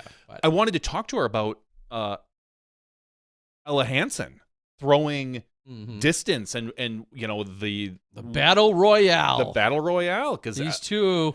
Yeah, Ella said she was just a couple feet shy of 600 feet when she went onto the desert unofficially. Yes. Because there's no official distance. So correct. Yeah. Well, congratulations to Jen if we don't get you back. Yeah, and if she does, not that she probably is hearing this if her phone is dead, but if she does contact me or finds a way to get back on with us, we can then continue that thought, but then also then wrap up with her shortly thereafter. So until then, like I said, what a cliffhanger. And well, we may to never be know. Continued. Here's your job, Terry. Get the and from her and tell us next week. Okay. Tune in next week, folks. Tune in. I demand you to do so. All right. Yeah, and then, and we'll talk about it more during the after show. Questions about LPDGA, separate Masters Tour. There's a Masters Tour going on. That's a Callie McMahon, and where that is heading and what they're doing. Is there a possibility of us having exclusively the women having their own tour, different weekends, different courses? Those conversations continually get brought up. Some of them have a ton of merit and teeth and meat to those conversations. And then reality is that it's not there in a lot of ways. So she's gonna conclude her thought. The last thing we heard was welcome back. Welcome back, Jen. This is so much warmer. My car should have been here a long time ago. It's starting to freeze out there. All good. So I'm hoping that they will change courses because I don't feel like Tut Hill and Little America are championship courses. I don't think their courses a world title should be won on. And we have some incredible, talented FPO players that I think should be on the hardest courses, which they have MP 50 and 60 on. Yeah, I'm with you, honestly. The top women in FP40 are competing at the Pro Tour events anyway. You might as well put them on championship level courses. I understand that there can be some issues with some women and distances and whatnot, but I'm going to side with you on this one. Now, the devil's advocate, the flip side of that, as I was saying, actually, when we lost you was, some might feel that it feels a little self-serving for the longest thrower in the world to say, hey, give us longer courses. I'll repeat with the internet, because the internet's always right. Yeah. No, it's not. But anyway, so I guess how do you address that? What do you say to that? If someone says to you, well, yeah, of course she wants longer courses. Look at where she has the biggest advantage. Yeah, that's not it at all. And that's why I never get into that debate on, Sarah and I have now had some great conversations about, the holes and shortening them and stuff like that. And I usually always stayed out of that conversation and battle just because I don't want to be looking like that person who's trying to fight for longer holes.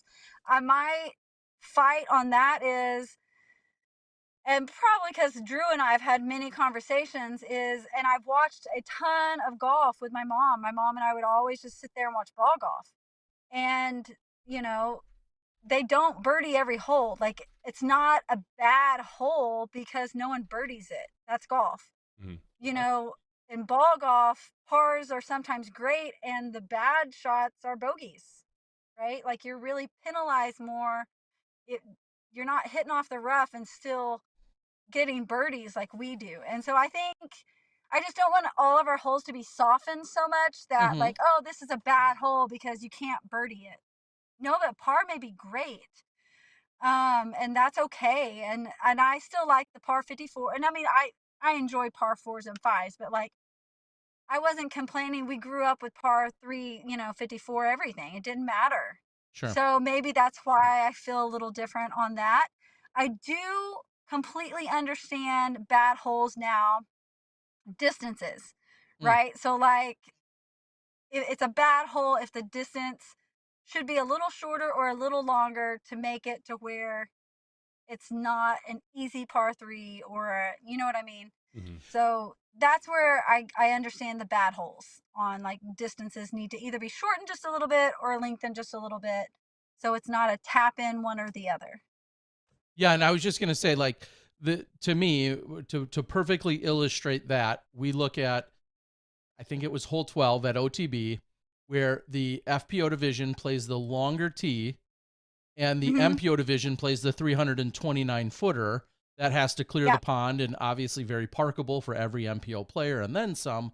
Whereas the FPO division, that would be a totally different challenge and a totally different outcome if they simply played from 329. So you actually back you up, have a 400 or 500 foot hole where a layup gets you to the water and then you throw over and it's played as a par 4. Is that, I think that perfectly illustrates everything we're talking about here. Sometimes a hole can be longer to make it more appropriate, and sometimes it needs to be a little shorter.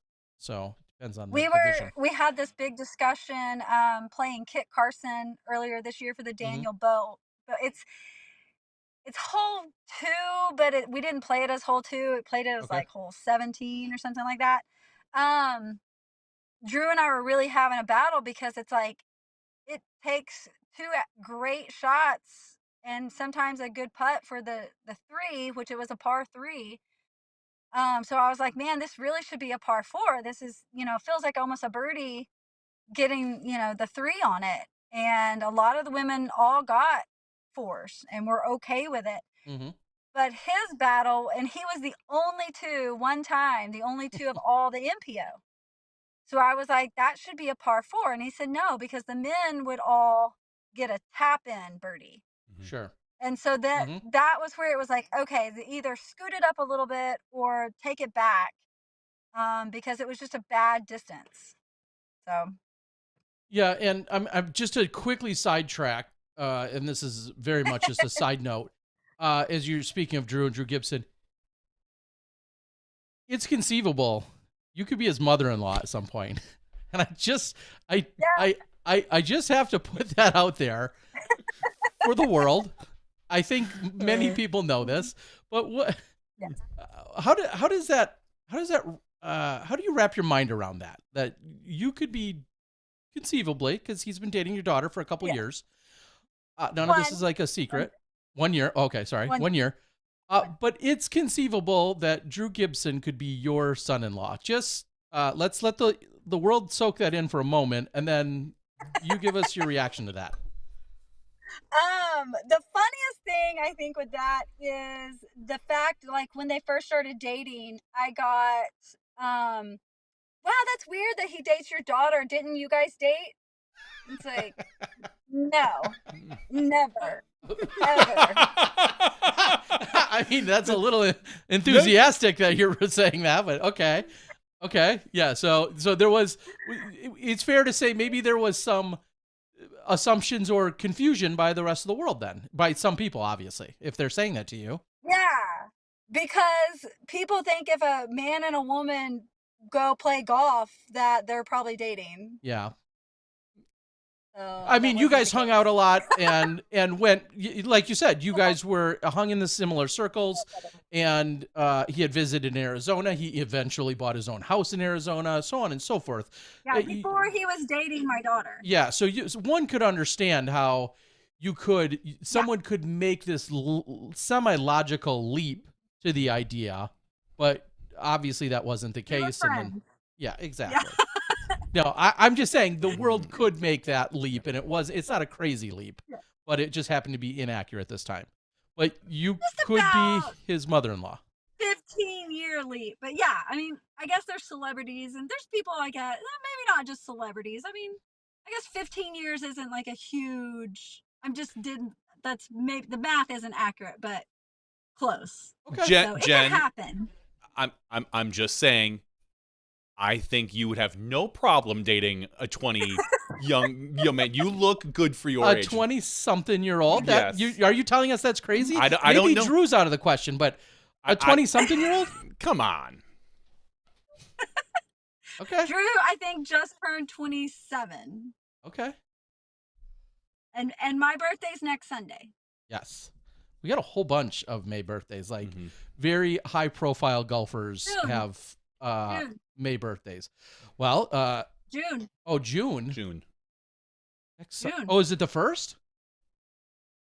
The 5th. Ricky and I. Ricky. Then you're looking at 2 weeks. Yeah, I was just going to say, you're throwing me way off. It's almost 2 weeks then. Yeah. Today's the 23rd. My bad. So that's why I was thrown way off. I was like, wait, no, that doesn't. Sorry, the last day of Portland. Okay.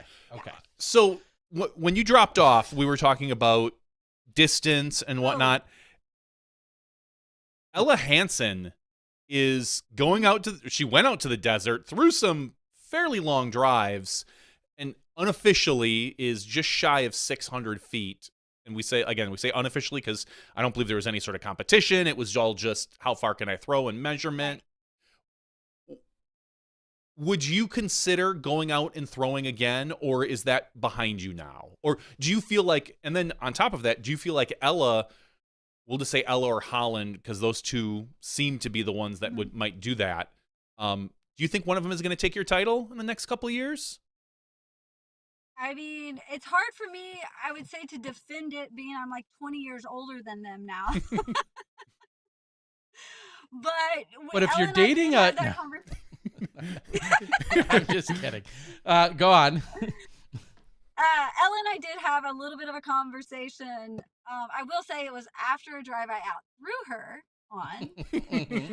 But we were joking, kind of back and forth about it, and she said she did let me know she was going to try to break it this fall. So I wish her all the best. I wouldn't say like plastic probably hasn't changed much. Like, I mean, I think it's fair. Again, I'll defend this like I defend it every year. It was not windy the day that I broke mine. It was windy when the boys did, but mine was on day one. Terry, you were there. No, I wasn't, right? But we talked that night. Okay. I wasn't physically there, but you and I actually talked about it that very night. You and I I called you after it was announced, and we had a great chat about it.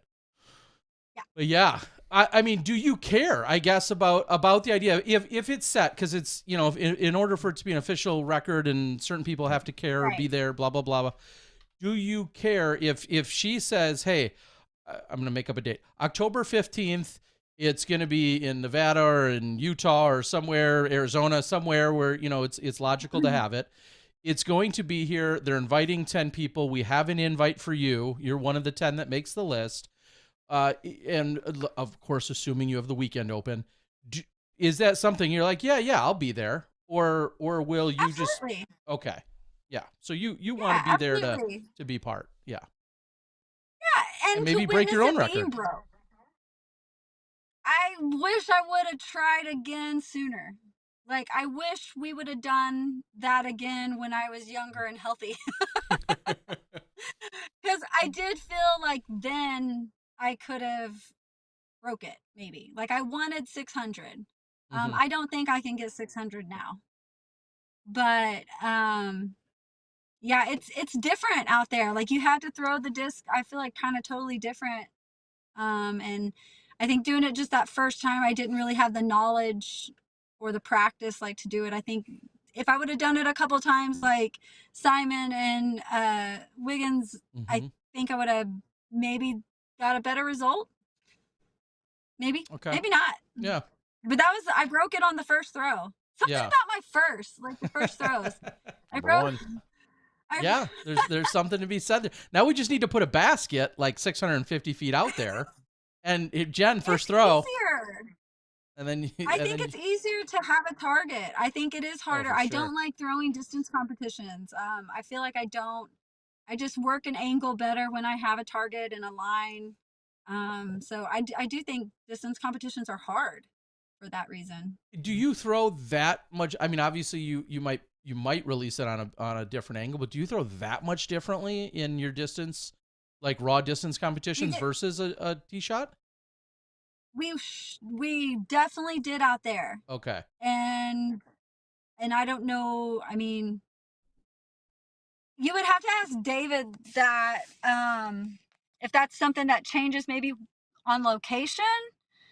But out there, like, you really threw huge. Yeah, Sky Annies.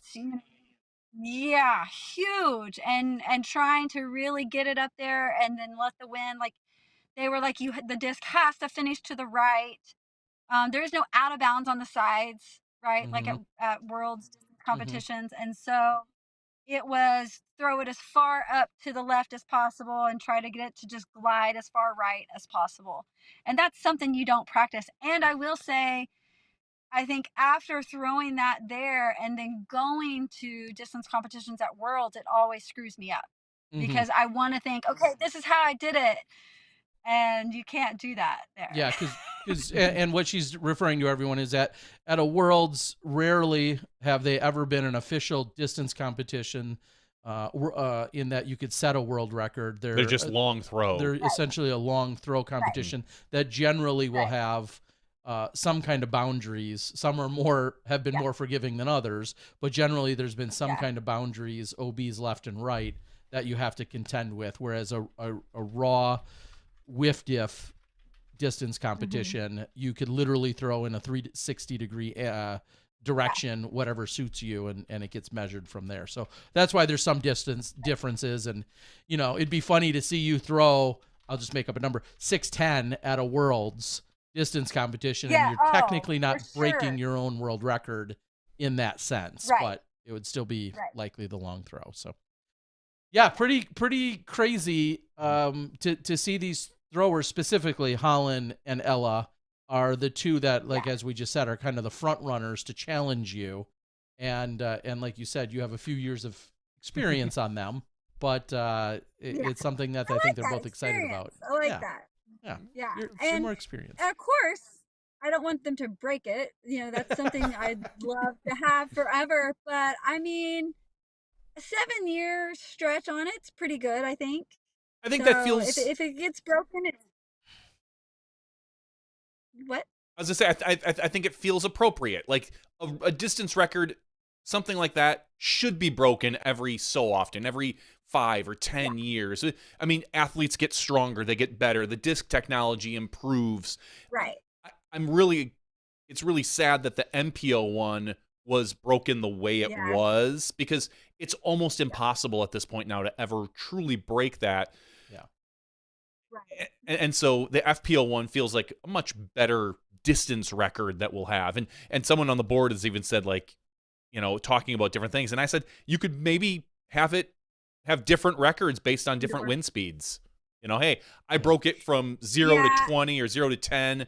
And when I threw it, it was, you know, you have an official out there letting you know, like, I have the record from 30 miles per hour up, or whatever that might be. It would be difficult and different, but I miss distance competitions, and they just, it's like they're gone suddenly. Like they fly right by you. Yeah, because of that. Because they didn't feel like, you know, the men's could ever get broken again. And Wiggins' family is the one that always kind of put them on. Ella thought Innova put them on. I'm like, no, Innova just has a lot of players that always tried to break them. Yeah. So, yeah, I mean, the big talk there for a long time was indoor, outdoor.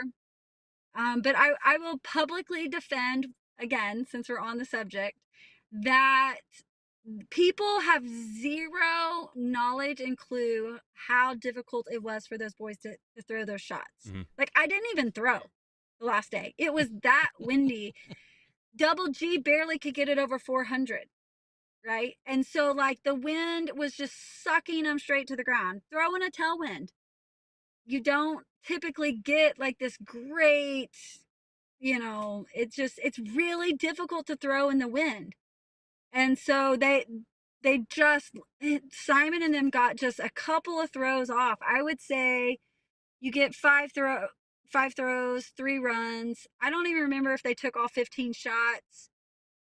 But out of maybe like the 100 shots that all the guys threw, 4 of them went far. You know, I mean, it wasn't, it's just because it's windy, it was not easy. Like, they literally had to get the exact perfect angle to carry instead of smash or rise. So it's not as easy as people think. Like, oh, I can throw far in a tornado too. Well, then no, you can't. No. There was obviously an element, insane element of skill and knowledge and background and experience, and a degree of luck to some degree to hit, like you just mentioned, to have that many throws. To hear someone say, well, Double G, you know, had a hard time getting 400, for instance, like, that should tell you everything, that there is some luck and there's a skill set to doing it. And no, was it perfect? Well, obviously not, but. Yeah, and just catching the gust, right? Like, because there's, air pockets and pressures and different levels are blowing differently, and you can just get. I mean, Pete Ulibarri's the I was just guy gonna to get say on here to thermals. defend it. Just say thermals, and then Thermal thermals. All right, that's like our Beetlejuice word for Pete Ulibarri is just say thermals. Yes. And I'm not making fun of him. He knows his wins because he glides these No. planes and he knows what he's talking about. Yes. But you don't hear the term. You can't talk to Pete too long without getting a little education in thermals. And Yes, I'm it's here for true. it. Yeah, exactly. Yeah. He knows. Yeah, his wife's like a airplane rocket engineer scientist Genius. type, and then he Yes. knows too. So yeah, Yeah. they know their stuff. Yes, they know what to talk about. Well, okay. So if distance, if the competition, and whether that's an Innova or a Discmania, which Ella might be driving that bus, or Holland with Discraft, somehow it feels like it should ultimately come together in some capacity to potentially be a thing. Because as you know, maybe as well as anyone else in the world, there's branding and marketing and marketability that goes behind that, both for the player and for, to say that you've thrown a disc farther than any other woman of all time using, the plastic that you used with Innova, using a Wraith. Like, there's so much to be said about all of that. Those are all opportunities just waiting to happen. Yeah, and the distance competition at Winthrop, they really did a really good job to kind of try to make that huge again. So maybe that's, I mean, it's not the best location, but maybe that's something they just get a whiff diff, certification out there and try to start with that, just try to make those throws really count. Sure. Is maybe a start to getting a distance competition back. What do you think of the drones? I mean, Double G has a connection, and there's a few people now, but Double G, I think, specifically has a connection with a gentleman, seeing those new FPV cameras and the drones that keep up with the disc in air and circle. What do you make of those videos? Aren't those insane? Crazy. Yes, those are insane for sure. Yeah. I think everybody would love to see more of that. I feel like I could watch 100 different discs do 100 different things and be entertained every single time if it's shot with one of those drones. It's just there's something so cool about it. I heard a ton of positive feedback for the drone footage last weekend. Like, people really loving the drone footage. I heard that too. And as a quick side note, that is a tangent to that, is it's funny to see some people talk lots of accolades. Of course, I saw for Central Coast, they're in charge of post production for FPO and MPO at silver events, and then some people, arguably are like, well, this camera work is so much better, this is better, that's better, not realizing like it's a lot of the same people doing a lot of the same work, and then and that's not to take away from anyone, but a lot of the same cameraman worked this weekend, that worked the weekend before, that worked the weekend before. So just so you know, your bias is kind of showing heavily when you're claiming certain things are better when it's the exact same people. But that's kind of a side note. But I did hear that as well, though, that whoever did fly the drone this weekend was, I saw, hit the sweet additionally spot. praised. Yeah, hit the sweet spot. I heard they were additionally praised. I haven't crashed mine yet, sure. so. All right, Jen, now is the time, as if we haven't been a full-blown Innova commercial already, but no, now is the time. We want you to plug how people can support you, where they can follow you, sponsors you want to thank. Lay it on us so everybody knows. Oh, now you muted. You. Oh. Did you mute her? I did. Let's hear from you and your sponsors. And then we cut her off. Are your earbuds dead? No, we don't hear you at all. Like, you're 100% muted to us. Tell us your sponsors, and then we cut her. No, we see you. Everything looks great. It's 100%. Okay, so she's going to something else. Maybe disconnect and then reconnect with us super quickly. Take out your earbud that's dead or something. Okay. We'll okay. We're gonna see if we can get her back. We'll get her back to thank her sponsors in just a moment, and then we'll let her go. I'm guessing that maybe when she unplugged her phone from her car, Yeah, then it connected maybe Bluetooth to something else or this or that. We'll get her. We'll get her back for her thank yous. I promise. It didn't. Oh, here we go. It's just like the Oh. timing was my car connected. exactly. Yeah, that's what I just said. I'm guessing the car connection happened. So go ahead and give your thank yous to all your sponsors and let people know where they can find you and support you and listen to you, all those other great things. Well, you can listen to me on the PDJ podcast. So the PDJ radio, that's fun. Support me buying those amazing, incredible ace running and banging chains tour series at Innova Pro Shop. And then I think my Instagram's Jennifer15354. So follow me. Okay. Perfect. That's it. All right, Jen. Well, thank you. Congratulations yet Sorry again. for couldn't get off the course. So, No, you're fine. No, everything That's was great. fine. If there's one thing we know how to do, it's how to waste time until a guest shows up. So don't worry about that. But again, it was a pleasure to be there. I'm so glad I got to be there in person. Me too. And walk around all 3 rounds to see how things went down this weekend. And congratulations is what we can say. And we wish you the best of luck this weekend. We know you've got some pretty fierce competition and in your age protected event, and then we'll see you back on the Pro Tour in a couple weeks as well. So thanks for joining us tonight. I'll be back at Portland, and I just found out today my incredible caddy's gonna fly back up. So Dang, sweet, great. Well, you can't mess with a good thing, right? Winning ticket. See if you can punch it again. I love it. That's what we're hoping for. All right, Jen. Have a good night. Thanks for joining us. See you in Portland. See ya. Bye. Good luck this weekend. Bye. Bye. Jennifer Allen. Are we gonna get her back now? For And oh wow, awesome. I was just going to see if I can put her Instagram handle in the chat. You should be following along with her, of course. It's really great that she can be a full-time disc golfer now. Yes. It took her many, many, many years between children and work and moving and that I know this was always in the back of her head. And to be able to now to just focus on disc golf for the next few years or as long as she hopefully can, it's really great because she's had the skills for a long time and now she really gets to hone them in. Yeah, and we'll see if she can be successful on multiple stages in the fact that she's going to be there this weekend. So best of luck to her. I also just put her Instagram handle in the chat, as she said, Instagram.com/Jennifer15354, which, no surprise, is her PDGA number. That's pretty close to mine. Yeah. 14324? 14324, yeah. Wow. Okay, so that means if we had to guess, so she was probably, 98, 99-ish? Probably 99-ish. When she probably signed up. I think she was at the KC KC Worlds in 99, Am Worlds, I believe. Oh, we should be able to go back in time and just meet her. I'd love to know. I'd love to go back in time and meet Jen Allen back then. When we definitely interacted with her, but probably didn't realize it, perhaps? Yes, 100%. Okay, so she did not play in the 99 Am Worlds in Kansas City, which wouldn't have been a far stretch. She played one advanced tournament, which she won.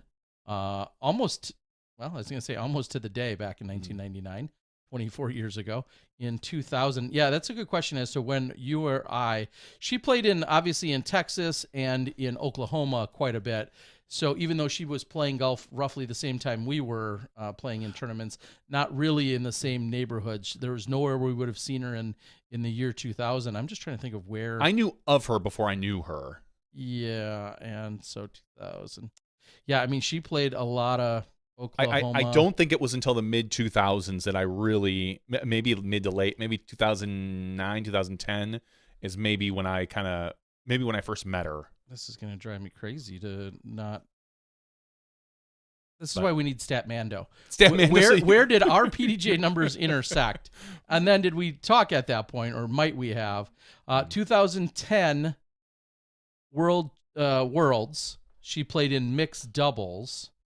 And I'm Kansas City Wide Open. 2010. Were you at that one, or was I at that one? If was that the 20? That was the 30th. Then Countdown to 30? Maybe it wasn't. No. So 2010 Worlds we were at. I was at. You were at. Yes. That was in Indiana. So that would have been, and she finished in last cash along with Liz Lopez. So we definitely intersected at some point at that event. Fantastic. Okay, so there you go. A little walk down memory lane. And she will not be my mother-in-law at any point. We don't think so. No, I know so. I know that will not happen. No, probably not. Okay. All right. Did we cover everything random that there could have been tonight on that?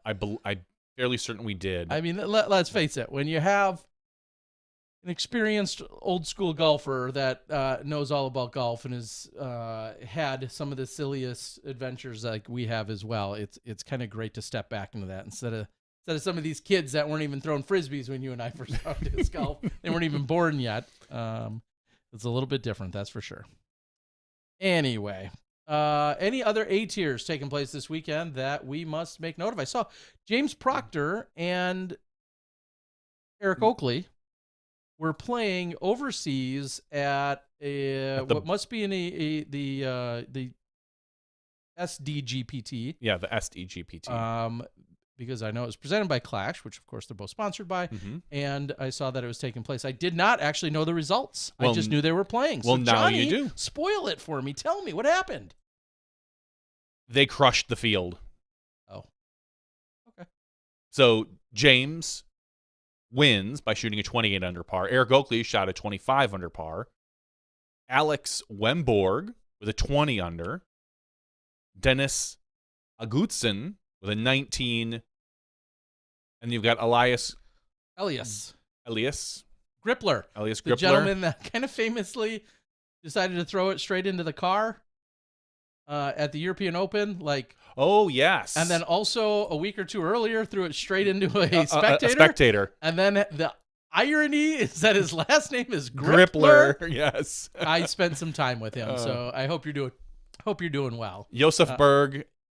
I know Josef. Awesome. Okay. Tied with fifth, as well as Elvis Eriksson Sviven.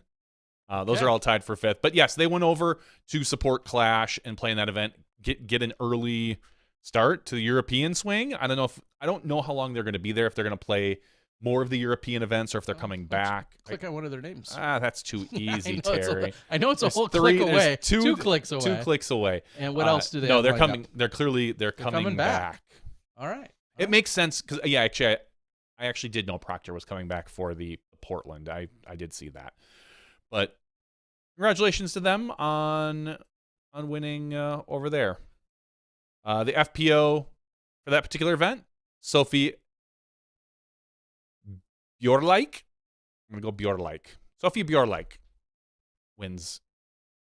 That's all I'm going with, Terry, because anything else I'm going to demolish. Okay. But the other big event over in Europe was the EPT2, the Belgian Open 2023, powered by Prodigy. This is the second stop on the EPT, which is the European Pro Tour. No relation to the Disc Golf Pro Tour. Winning this one was Timu, you know that last name? Talkinen? I would give you credit for that. Thank you. Tied for second and he won by 6 strokes over Ville Hoakes and Rasmus. Oh, God. Really? Rasmus S. Congratulations. There's too many Ks and an LP. I'm sorry, Rasmus. Yeah, you got it. That's all you're getting. Over on the FPO side, Terry? Line. Is that a Nali? We saw her I saw her perform really well at the live event that was just a few weeks ago over there on the tour, and she was also on the lead card, and I believe it was the lead card, maybe the feature card. I believe. During the European Open, the taller woman with the pink hair, and all of that to tell you I don't know how to pronounce her name. Cool. Anali? We should probably learn that one because I think we're going to see more of her. I believe so, and then Laura Posh finishing in third.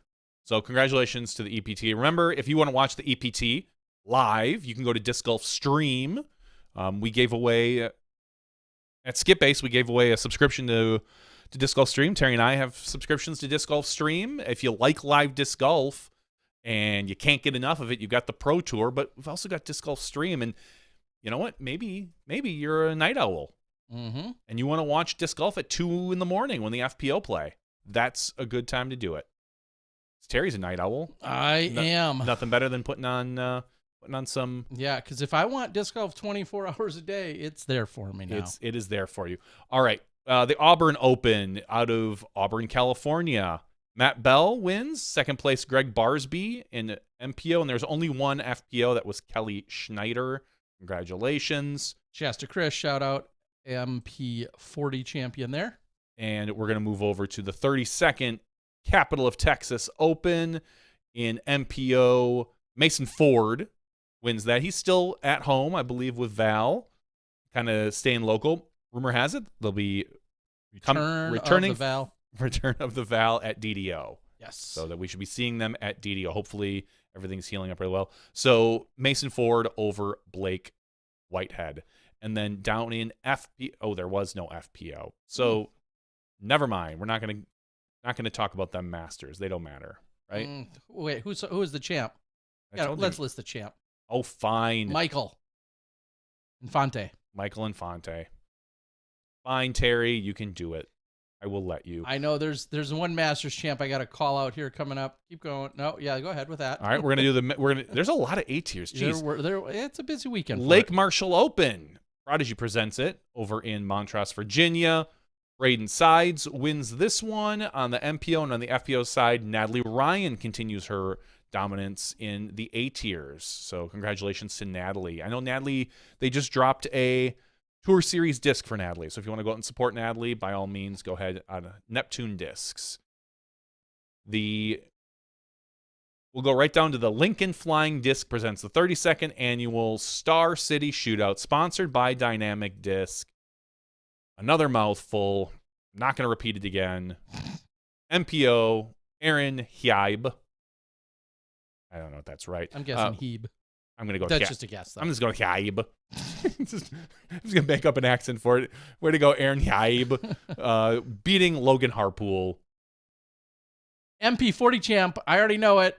You go with the FPO. All right, FPO champ is Emma Arp. Congratulations, Emma. And the MP40 champ, Terry. Take it away. Eric McCabe. And I did see an Instagram I post. was excited because I had talked to Eric as he was actually en route to the event, talking about how trying to make sure he's got plenty of points because he would like to play in the Pro Masters Worlds next year. And so he wants to make sure that he's all qualified up. And he said he had really low expectations going into a weekend like this, and he just wants to go play, make sure he's getting some good reps in, and then he wins. So yeah, that works. That guy's good. Yeah, he is. Still. Yeah. So congrats to EMAC, and I know EMAC was probably grinning from ear to ear because as I made the call during the MPO round this weekend, well, Philo and Ian were talking about they weren't too familiar with Carter, and I'm not going to claim that I know everything about Carter, except that I have seen a number of his Instagrams throughout the last couple of years, and it feels like every time I see him... He doesn't look 15. Well, he has matured significantly in the last couple of years, and what I've seen from his Instagram and some of his posts throughout the years have been about him challenging or challenging himself or whatever with putters, and watching him throw like 400 plus with putters, like almost disgustingly easily. And so that's what I had chimed in with at one point this weekend when Ian and Philo were discussing what they knew about him, and that followed up by saying EMAC had talked him up years ago to me when we had a conversation, and I very much remember the name. So to see him break out, and obviously he's good and he's played well and he's very talented, but the fact that he went out, shoots the course record, 12 under, throws himself way up into the that much higher up into the cash on that final round, nothing but congrats to him, and obviously putting his own name that much more out there. Another future star. Yeah. All right, so plenty of action. This just requires a yes or no, Johnny. What do you think the answer is before I ask it? I won't change the question. Oh, God. Because I could, but I You won't. could. I think the answer is no. All right. The question was, did you win your tournament this weekend? The answer is clearly no. All right. Real quick, I'll sum up my weekend. I played over at the Zobel Open, which is in Green Lake County, Wisconsin. It's a great course. Very centered in the center of the state. Very center of Wisconsin. It's a difficult course, relatively, I don't want to say not so much tight lines. There's a few of them, but just a lot of trouble to be had if you get off the fairway. And wild parsnip, probably. Is there any? No, it's early in the season. So, well, I think I wanted to see your face in it. Nah, brah. No, I don't believe so. This course is known very much for having, imagine poison ivy, but it doesn't itch so much as it just bubbles and boils and like burns your skin. That's what wild parsnip does. Yeah, it's great. And this course there's one area of the course, which is like all the course, basically, that has it. And thankfully, we were early enough in the season where there were no mosquitoes and no wild parsnip, which was fantastic. That sounds good. I believe my first round, I shot like a 950-ish rated round, and I never looked at the second round. It was so good, which I believe was probably closer. The leaderboard. Probably Aaron style. Probably closer to an 850 rated round. Okay. I started out on a par 5 with a very ugly 6 as I hit the first available. You would know the hole, Terry. It's the L-shaped hole. You go straight ahead. Hole 9. I've heard of it. I barely clipped a tree on the right and kicked way left. And from there... Yeah, you got to get around that corner or get to Oh, no, but it was the first tree on the right. Okay. So I wasn't even... saying. You got to get to the corner. I needed to get another 180 feet from where I ended up, and that just really set my... Hole 9 will get you. That really set my round off pretty well. And I think I honestly just ran out of steam. Yeah. Towards the end, my putting, which first round I didn't miss. I think I missed one putt inside the circle. Second round, I was just dinking doinking. I airballed two 15-footers, just airballed them. Hit the comebacks, but walked up and I sat there, focused on it, and just airballed it. I don't know what happened. One stuck to my hand, but one either way. It was ugly. It was second round ugly, Terry. All right. And that's all we need to talk about. The answer again is no. You didn't win. I did not win. Okay. And I didn't expect to. All right. I think that covers most of what we saw in terms of actual legitimate news or information. You briefly touched on it. Anything that's crazy out of the ordinary for this weekend's Cascade Challenge? I don't know really anything about it other than it's up in Washington. Okay. Johnny nor I are working the event. And so not to say we entirely check out, but it's a little easier, at least for me, to mentally take a little bit of a break. It has been quite a few weekends now consecutively of either mostly live with a weekend of post in there back in South Carolina a few weeks ago. So to mentally check out just a little bit from some of the action, I'm good with that. But best of luck to the event organizers, to all of the staff and the crew, both live along with the post-production crew, Central Coast. It's a silver event, so it'll be, in a sense, a lot like what we just saw from Beaver State in terms of what's happening. Going to be identical. Things on the ground and whatnot. So best of luck to everybody out there. The only other news we have is PDGA related, and that is the nominations for the 2022 Bob West Memorial Sportsman Award are due in on June 9th. So if you have someone you'd like to nominate for the Bob West Memorial Sportsmanship Award, go to the PDGA and nominate that person. Good call. That's about it, Ter. All right. That sounds good. Oh, pipe. I didn't know the conspiracy. Well, I'm looking at some of the new approved discs and then just quickly scanning through a few of the names, seeing new disc approved, the conspiracy from Pie Pan Discs. And then also right below that, another PDGA news. It looks like they're hiring software engineer, front end remote, and a back end remote. Back end remote. So they got both ends. Yeah, front and back ends. That's right. So if you want to work in disc golf and you happen to be probably an engineer, a programmer of some sort, reach out to the PDGA. Speaking of which, and this is maybe for later, but I saw Teo Pazzi this weekend, and wow, that was an incredible blast from the past, which we'll talk about more in the after show. I hope you said hi from me.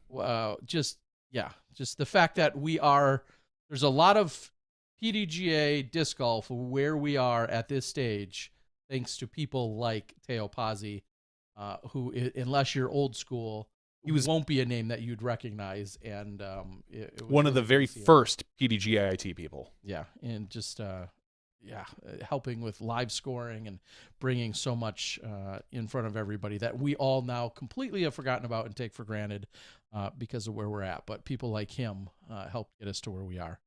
All right, let's close it out. It is been Smashbox TV podcast 456. It's great to hear from Jen Allen. We wish her the best of luck this weekend as the Tim Selinsky U.S. Championship will be taking place. And also, the Washington event takes place, the silver event taking place up there. Best of luck to all competitors. Next week, it sounds like we'll have some great options of people to talk to one way or another in terms of some champions or some solid performers and finishers. For Jen Allen, along with Johnny V, I'm Terry Miller, the Disc Golf Guy.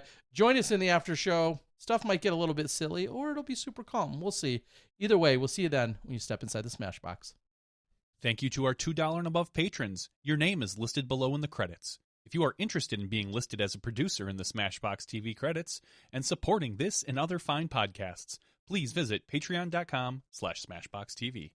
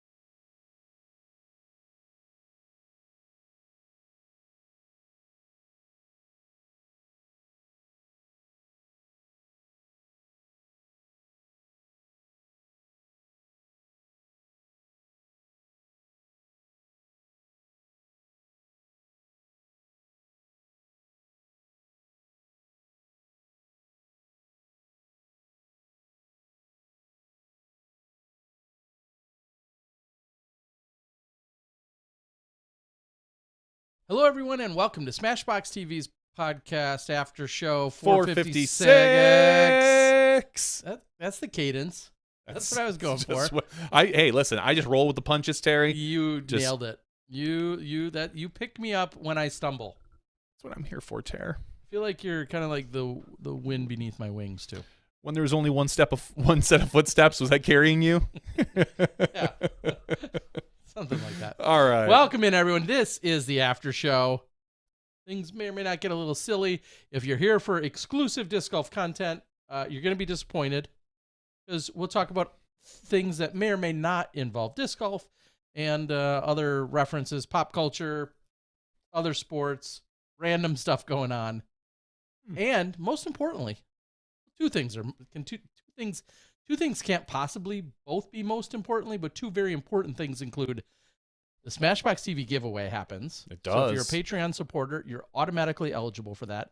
If you give us as little as $1 per event or $1 per month, actually, I think you could be eligible. So like if you're listening to this in your car and you stopped to grab some gas and maybe a drink out of maybe a Gatorade, and we were in the back seat. Terry and I were talking just like we do now. We don't want to sit in the front seat. Both of us were like, "Hey, could you get us a Gatorade to split?" It's the same thing. Yeah. It's the same thing as being a Patreon supporter. If you would do that for us, sign up at patreon.com/SmashboxTV. And if you don't want us in your back seat, you should probably pay more. Otherwise, we're going to break into your car. Well, if you don't, and ride with you for 4 hours somewhere. If they pay us more, we'll both sit in the front seat, which will be a little awkward, but we'll make it happen. We can make that happen. Yes. So we do appreciate it. But anyway, we do have the Smashbox TV Patreon giveaway that happens here in the after show. And I had another important thing. I don't remember what it was. What's the two most important things. One was the giveaway. I don't remember what the other is. But anyway, welcome in. That's what's happening here. I'm going to lead with some randomness in that pure random chance, flipping through Netflix to look for stuff for plane rides, blah, blah, blah, blah, blah.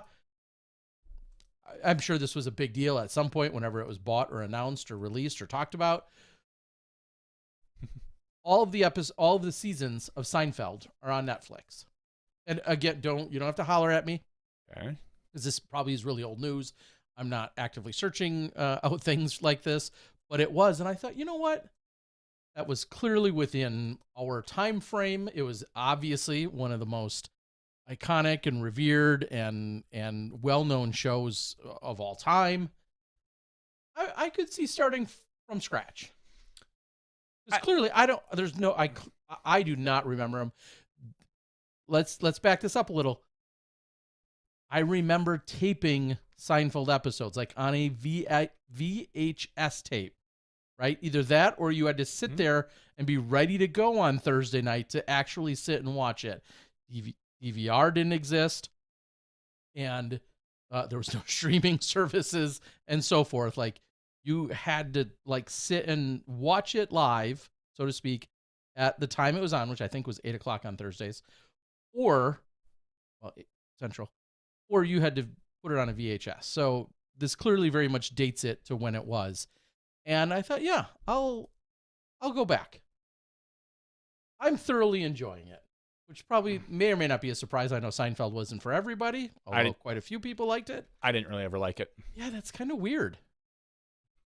I'm surprised you didn't. It was never really my thing. I wasn't a big Seinfeld. I wasn't a big Friends. Mad About You was decent, like the Thursday night. Well, Helen Hunt's my girl, so back off. I know. Back off. I'm just saying. All right? Helen Hunt is my girl.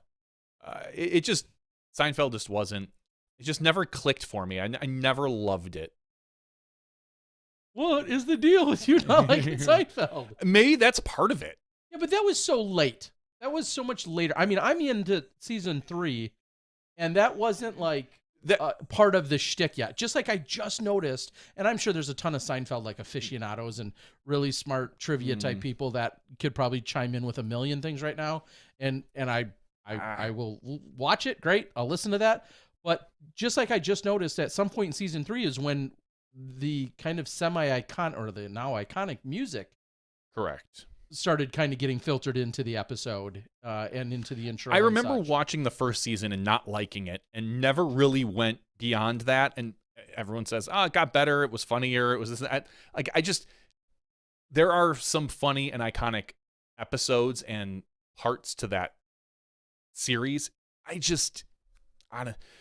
There was something about it. It just never really clicked with me. I never really loved it. So, and again, I was never a Friends guy either. So yeah, but I mean, obviously they were on similar. They're very different, but it was the Thursday night lineup on Must See TV, NBC.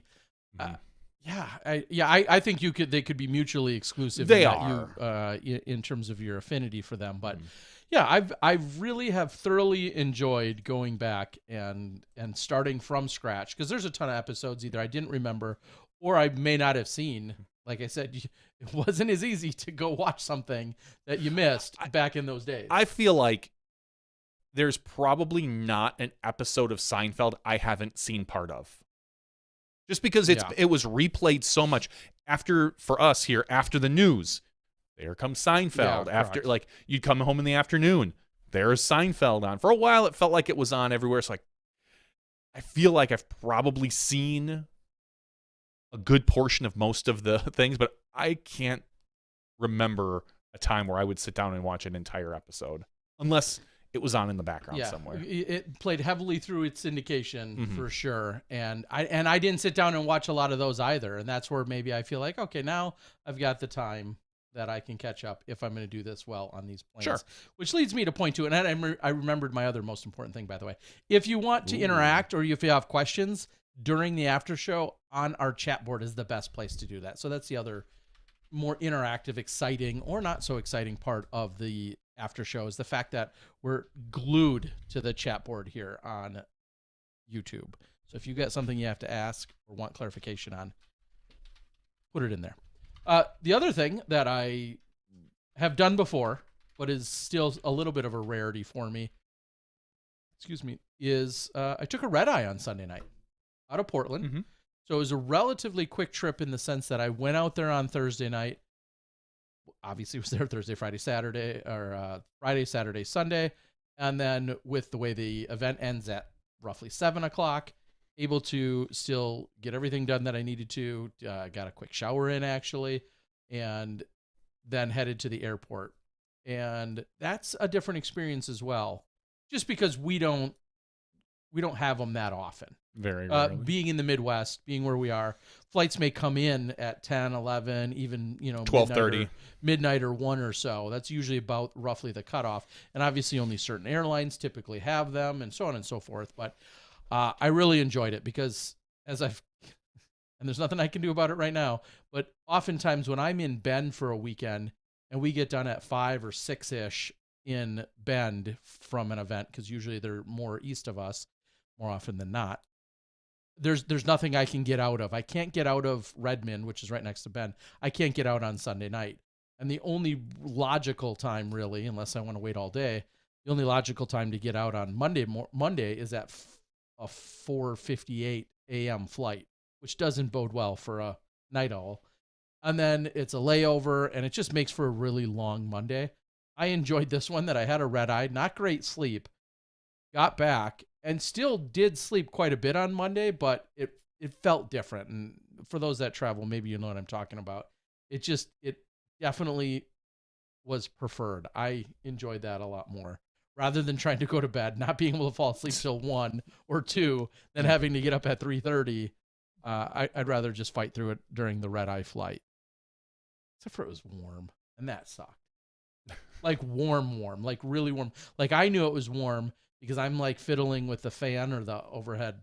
I hate the fan.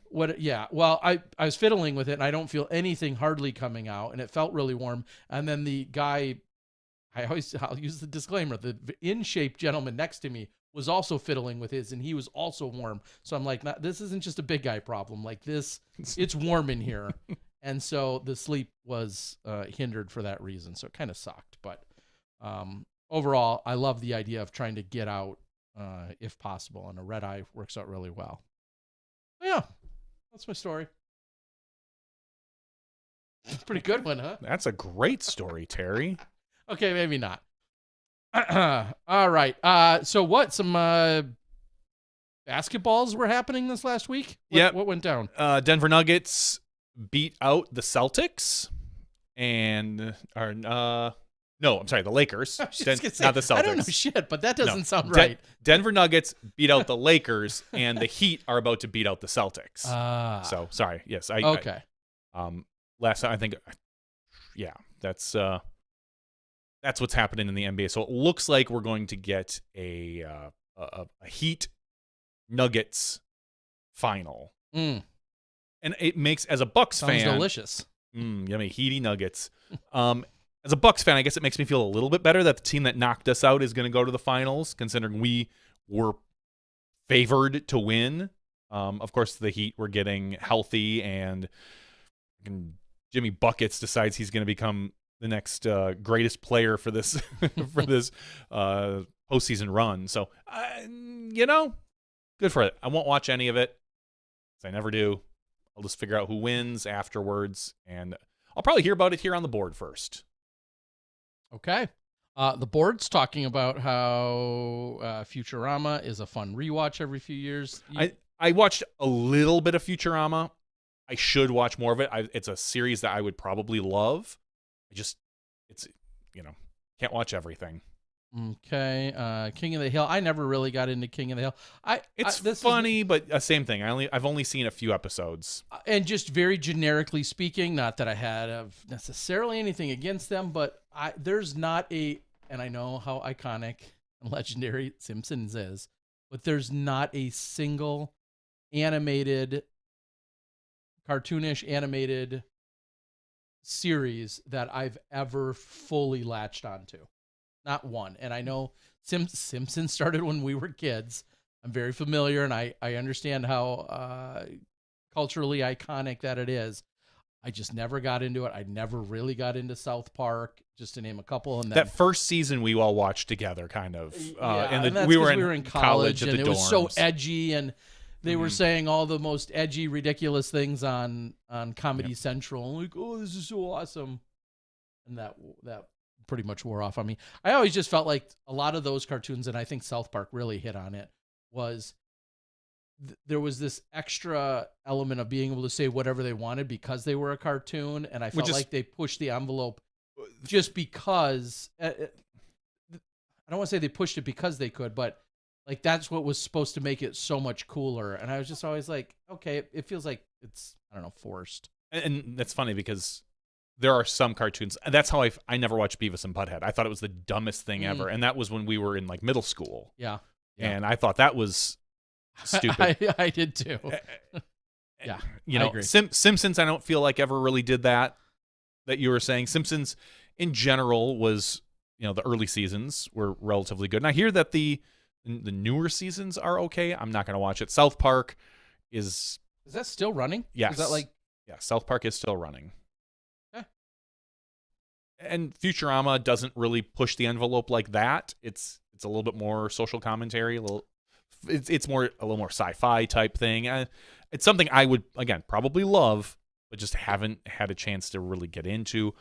What other cartoons have I watched? I was just gonna say Josie, I don't claim to be a good parent.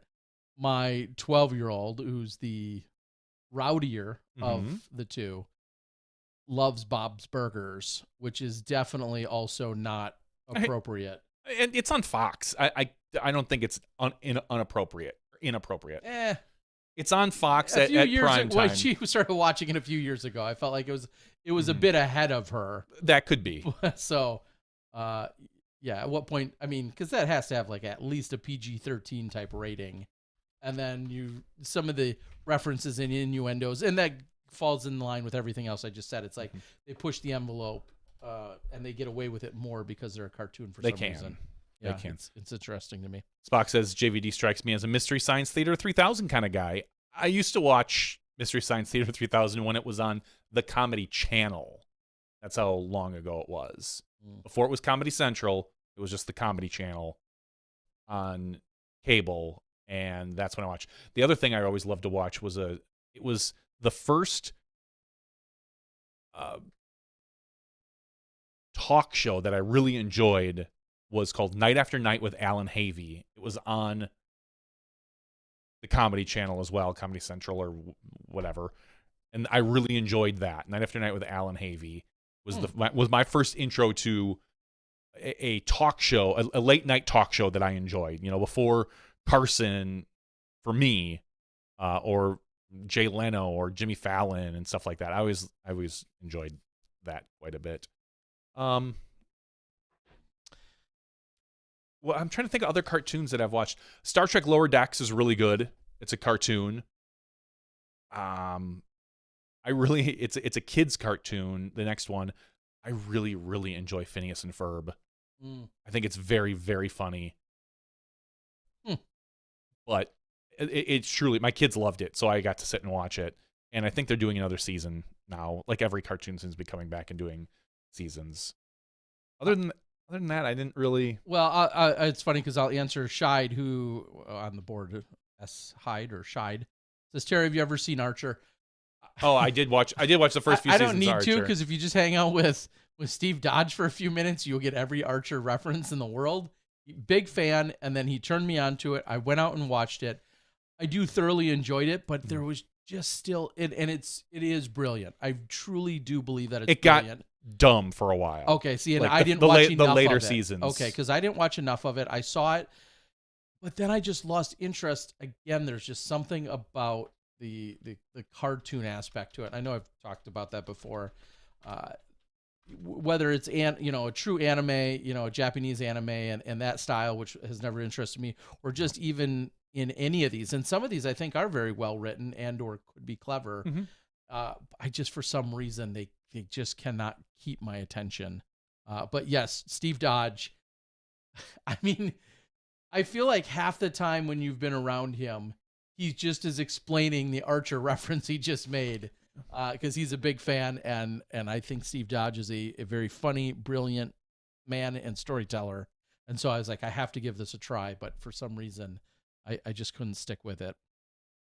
Luke Turnbull says, surely you guys grew up with Voltron. Yes, the afternoon cartoons definitely watched. All the Voltron, Transformers, He-Man. A little bit of Transformers, barely, and DuckTales. The Disney afternoon, DuckTales, Spin, Tailspin. I try. I know. I lost Rescue a lot of Rangers. Yeah, no. I mean, if it wasn't Saturday morning cartoons, which were really the Thundercats and the Gummy Bears, after that, I didn't care. And then the Smurfs came on at 9, and I always hated the Smurfs for whatever reason until I got a little older. And then I was just like, no. Cartoons. There's only a couple that have ever really held me. And Thundercats surprisingly being one of them. Sure. I don't know. Pinky and the Brain is fun. Was very funny. I watched, I think, most of those when I was younger. But I see Luke Turnbull out on the chat. Hope you're doing well, coming in all the way from Australia. Hope all is well out there. I think we saw it earlier, and Luke reminds me, seeing Luke's name reminds me that there was a call out for our board of directors. I don't know where that stands, but that would probably be something to get a good update on for the board of directors. And I think the PDGA also then made an announcement in addition to the Bob West Sportsmanship Award nomination call out. I think they're looking for state and providential coordinators as well. So if any of that interests you, make sure you head over to the PDGA and take a look. I get no commissions on you visiting the PDGA website. We don't get commissions on anything. I know we don't. So Ray asks, has there been talk of Steve Dodge being the namesake for a DGPT Spirit of the Game Award for every season like Walter Payton?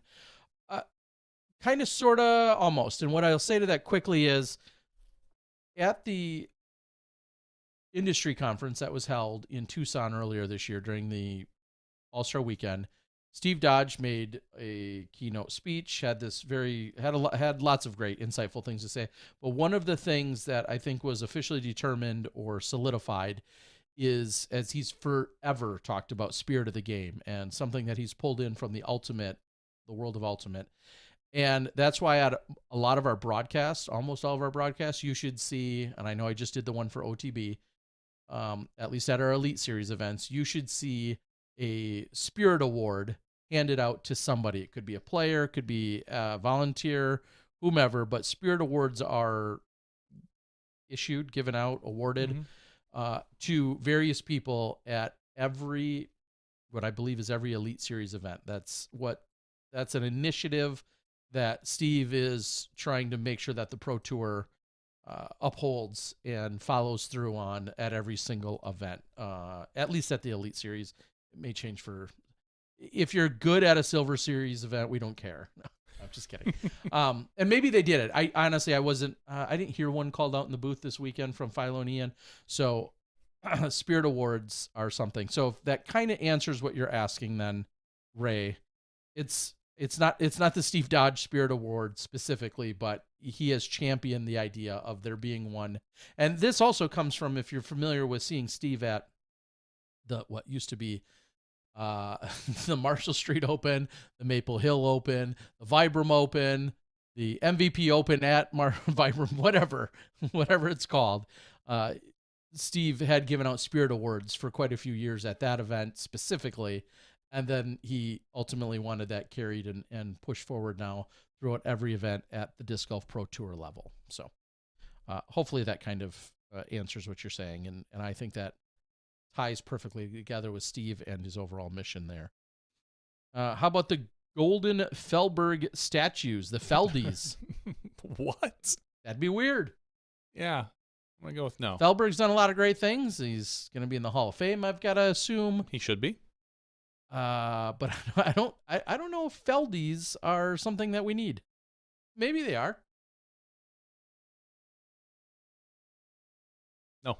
What I'm trying to think of, like, what would they embody? What would they encompass? What would be the the kind of the write up, the description for what would make the Feldy award. I don't How would you know, explain but it makes me think of this past weekend. The Japan Open happened, Mm-hmm. and it was a non-sanctioned event. Jeremy Colling Mm-hmm. beat out Manabu And Jackie Chen and, and a few Jackie others, Chen yeah. and a few others. And there was a post that's saying how Colling has now won on 4 continents. I feel, and that ties into my Felberg information, because Felberg, I think, has like the most wins in the most countries or something. Sure. A very traveled player. Yeah. So maybe something along those lines, a yearly most miles or something. I don't know, but that is what I think of when I think of Felberg, just the amount of travel he did before tours were going on. Should we just call them like Mile High Club members? I don't believe so. No, okay. I'm just spitballing here. Okay.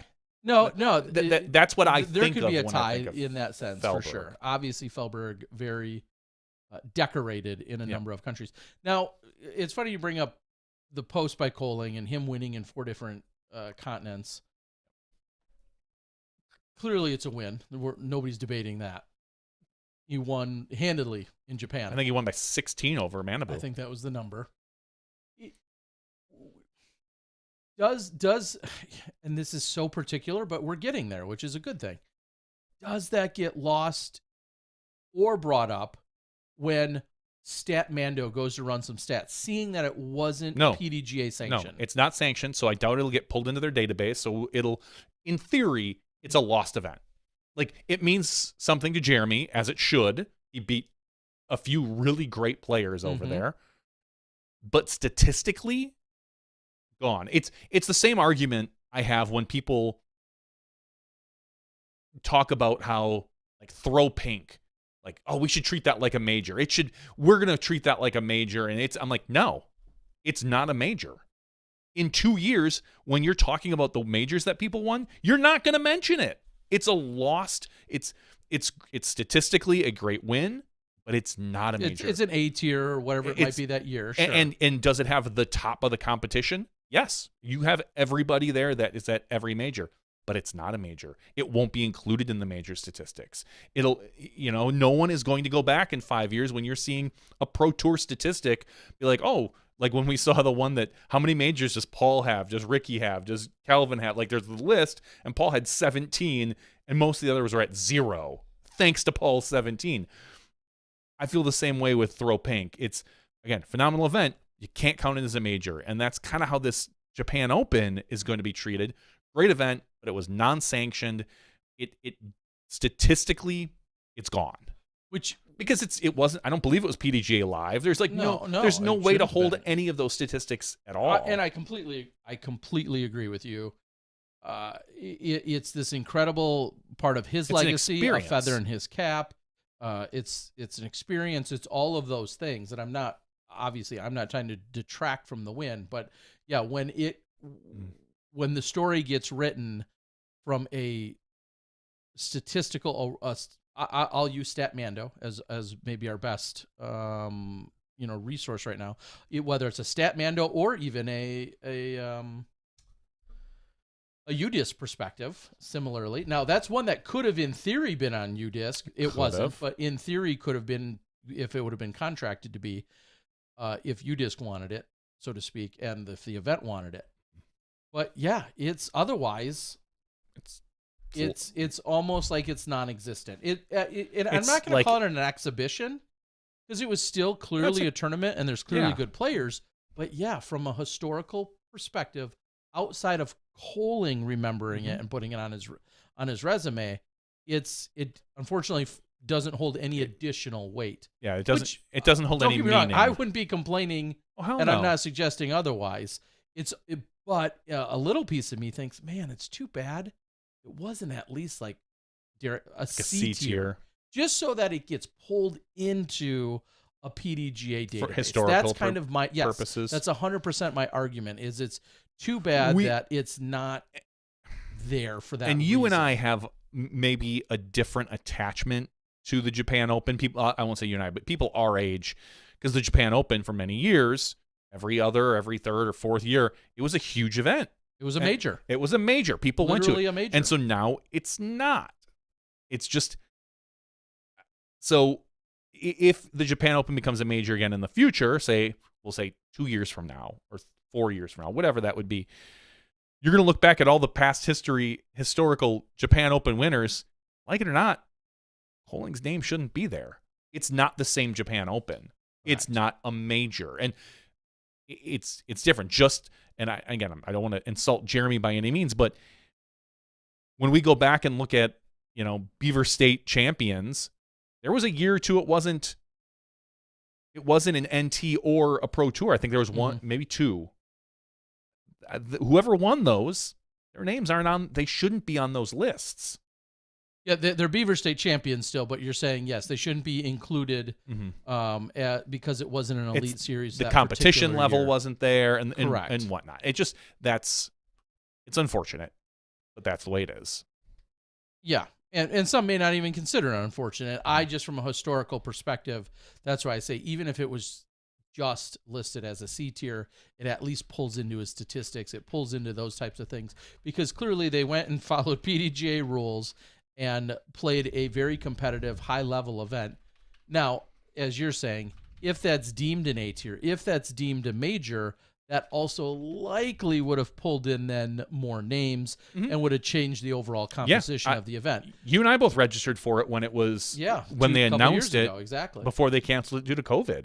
So I hope it does come back. I want there to be more majors. I want there international majors other than just the European. Let me be clear. Open. I'm not necessarily lobbying for the idea of it being a major. With all that being said, I'm not lobbying that it has to be a major. I'm okay with destination events that are incredible cultural and personal experiences. And I think Germ had, truly the time of his life. It's icing on the cake, cherry on top when you win it and you have all the experiences he did. This trip is something he'll never forget the rest of his life, as you and I haven't with our journeys to Japan. I can always say I cashed in a major. Exactly. All those in MPO.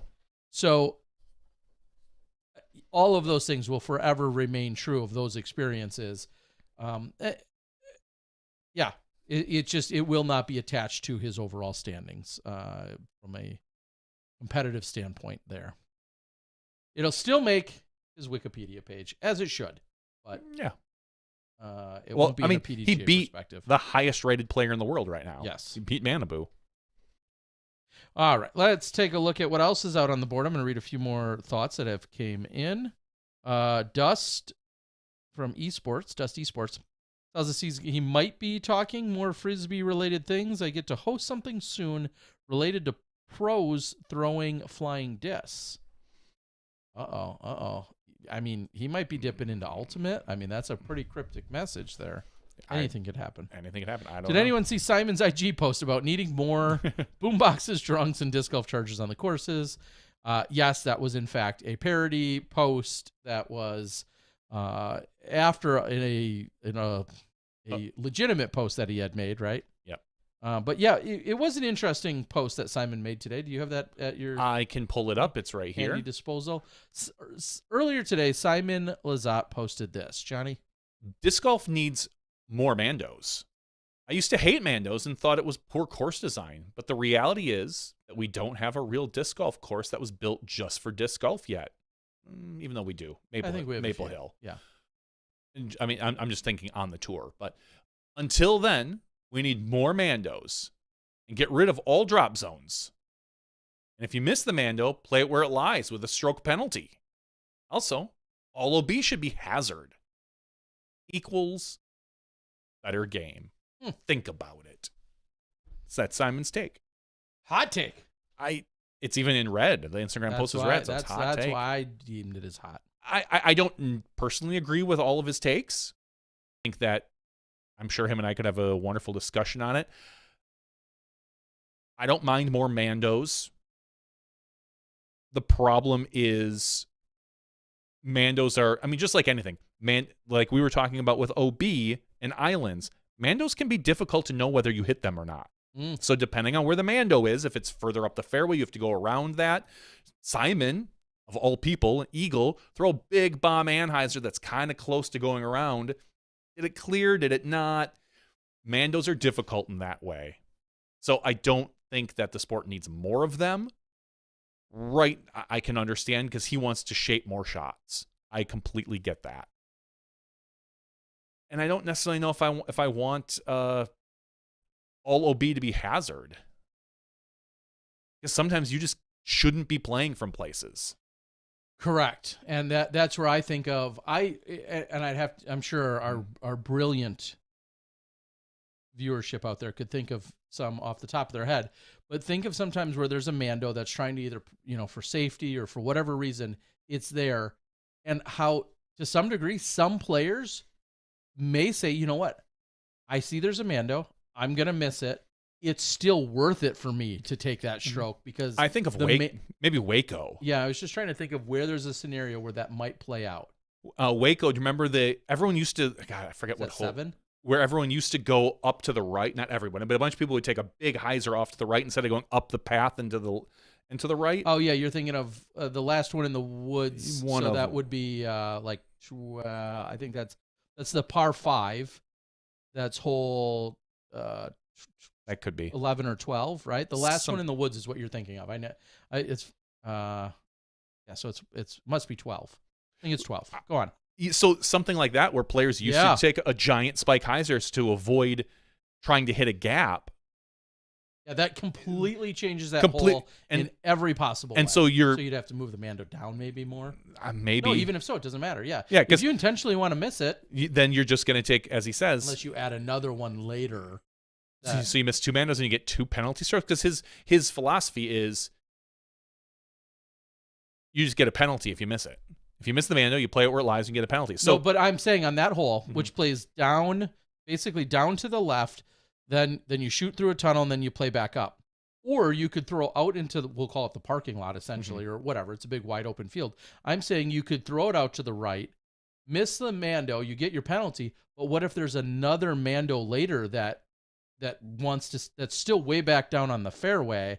You're missing another one. That's what I'm saying. And then you get another penalty stroke. Yeah. So then nobody would do that. That would be the way you would try to fix that. But anyway, I think that gets really confusing with all those Mandos. But I mean, if you're looking to shape specific lines, I understand where he's coming from.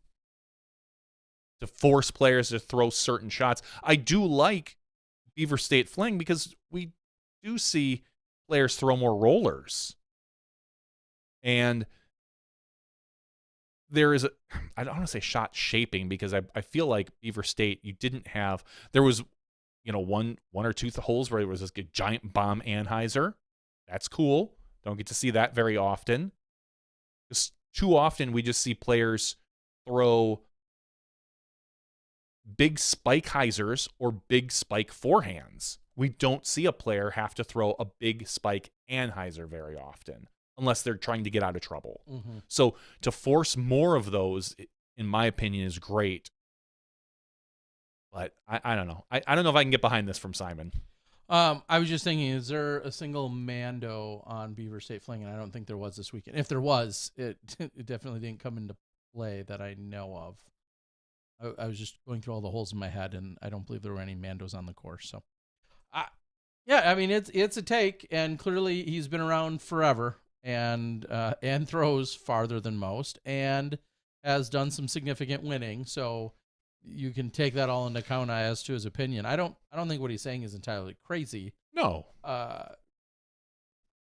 It's just interesting for all the reasons you said about when you bring these Mandos into play, how crystal clear are they, and then what are the penalties? And let's be fair, a ton of Mandos are there exclusively for, almost all of them, I feel like, almost all of them are there for a safety perspective. Some of them are to force a shot, absolutely. Some are.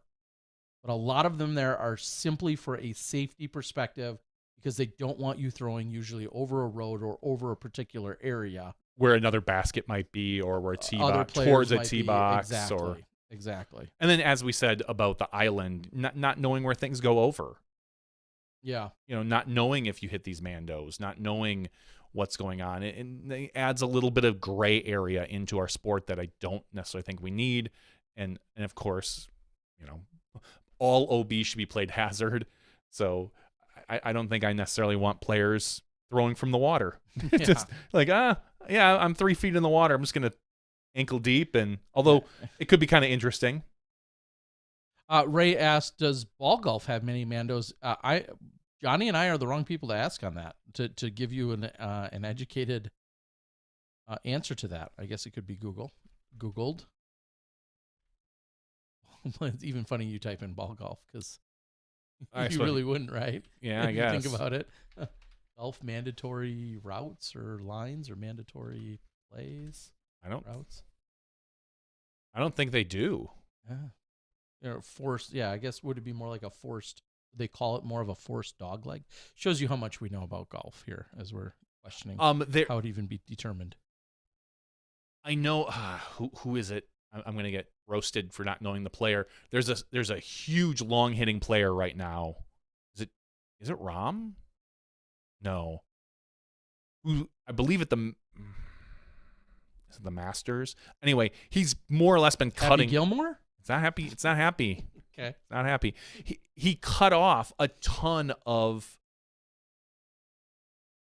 distance by going over some water where normally everyone's going around. And people were very unhappy about that because he's like, quote unquote, breaking the hole.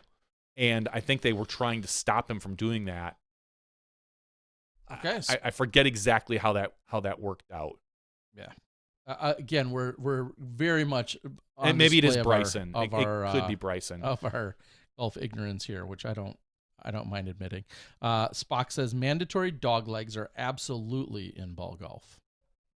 So, well, dog legs are, but are they mandatory? Well, he just said mandatory. I mean, mandatory dog legs are So yeah, that you must. I think maybe just the vernacular or the terminology is slightly altered or different, and maybe they use it. But yeah, if you must go around either a certain tree or a certain pole or a certain area, I mean, it sounds like that's their version. If I'm reading what Spock is writing here, that's how I interpret that. Yeah, I think it might have been Bryson DeChambeau, I believe his name is. Throwing from water in Florida would be interesting, Tim says. Yeah, that's but yet Mike Harrington out on the Disc Golf Experiences says never heard of a golf Mando. So I trust Mike's opinion more than most of the other golfers, considering Mike has been a superintendent and knows about golf and has worked at golf courses and plays golf. Mike, I'm trusting you then. If you're saying they don't happen, well, maybe not a mandatory, but the penalty for landing OB is usually worse than a drop zone. Okay. Well, jury's out because we don't know what we're talking about. Let's end the show. What's new? Well, let's do our Patreon giveaway before we that. end any show. Again, as we talked about earlier, patreon.com/SmashboxTV is where you can go to support us. This week we have 147 people eligible for our giveaway. Terry, is there any way you want me to sort these? I would. Let's sort by. I don't care. However you want. You don't care. All right. Because right now they're just sorted by first name. Okay. I like that. So I was gonna say sort by PDGA number. I'm sorting by PDGA number for this weekend's event, and seeing Jason Koch 10276 and Ray Johnson 10355. And as silly as I am, I was thinking I'd be the third lowest PDGA number in MP40. Felberg 12626. One thing that's pretty exciting to talk about, and I saw him as I was leaving the parking lot this weekend. One Kale LaVisca going after his first age-protected Masters title. Kale LaVisca. You have to assume he's a favorite. He comes in with the highest PDGA rating of 1030, with Felberg being second at 1018. Seattle native Kenny Clark at 1016. Cyrus Furman at 1011. Philo at 1010. Tony Firo at 1008, as is Bobby Musick, Matt Dollar, Christian Dietrich. A ton of these names that we know and recognize. Shasta Chris is in the field, Dutch Napier, so on and so forth. So best of luck to all those people. But yeah, Kale LaVisca, 1030 rated. Looking to get his first major. Looking to pick up his first major. We already obviously then talked about the women. I don't believe he has another one. He does not.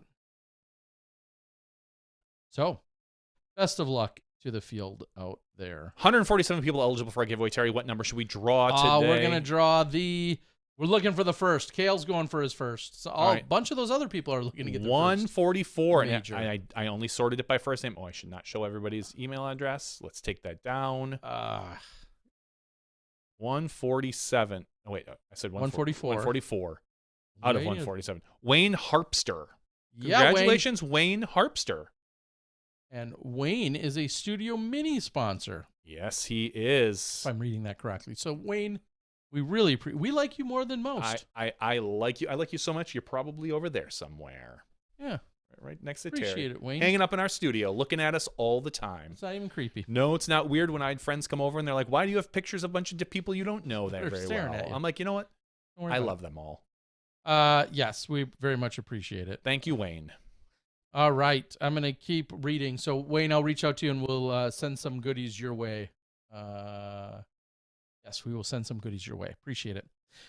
DGN Suggestion, S.A. Holmes 12 writes, you guys are probably far from these decisions in most cases now. Thanks. Most things we are. Yeah, that's probably true. But why are they still putting shots in picture-in-picture during commercials? Can't see them at all on the phone. Not a fan. Got to get the commercials in. Again, we make none of those decisions or calls. Got to get the commercials in and give you play.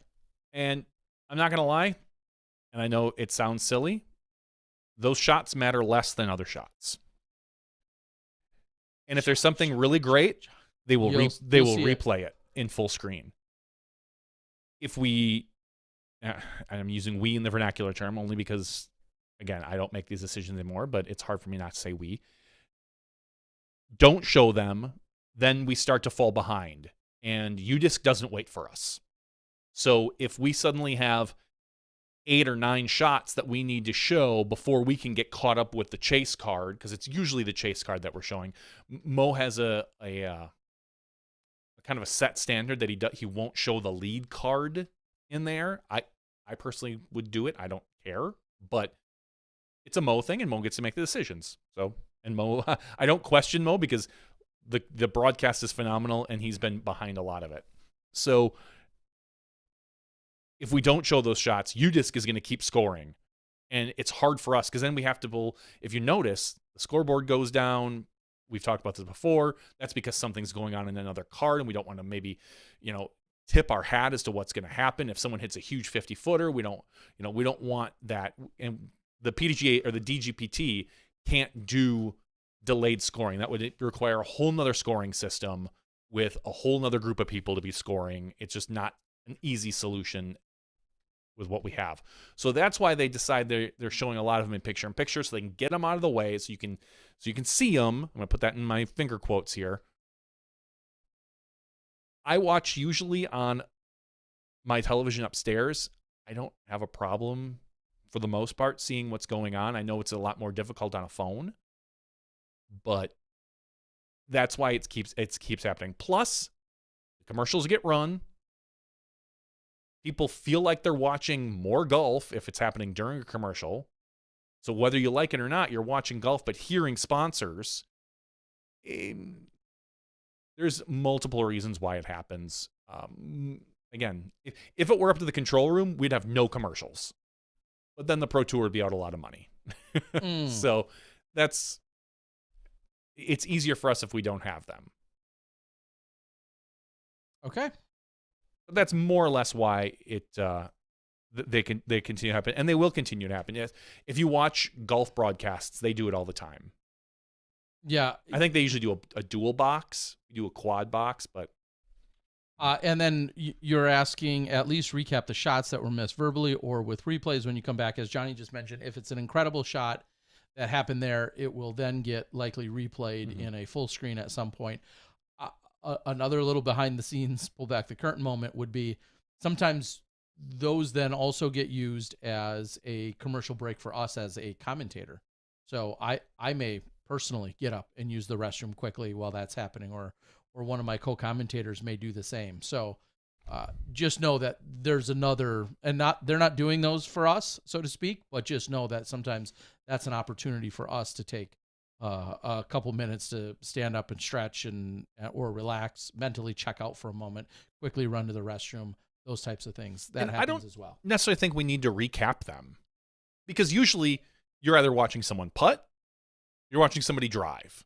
If you're watching somebody drive, it's rarely the commercial breaks aren't long enough where you're going to get 2 shots from the same person. So you're not going to, unless we have them banked, but we usually don't. You're not going to probably watch Eagle throw and then Eagle putt in there. So you're going to see where he lands, and then the commentator can be like, oh, you saw this in the commercial break. Eagle threw, ended up here on the fairway. He's going to approach, or he's going to putt, or whatever that might be. I mean, everybody has their own quirks and qualms, things they do and don't like about the broadcasts. I'm still upset that Robert McCall's not on our broadcasts. Yeah, why doesn't he have my job? Nah, he's better than you. That's what I'm saying. Why doesn't he? I know, because he's better than you. You're a loser. No, my question still stands. It doesn't make sense. No, he doesn't want your crappy job. You're a low-life scum. He doesn't want that job. Okay, now I get it. Whew. Cleared it up. Ben asked the question, this is spicy, who wins an FPO Elite Series, or I'll assume FPO Major first, Owen or Jen?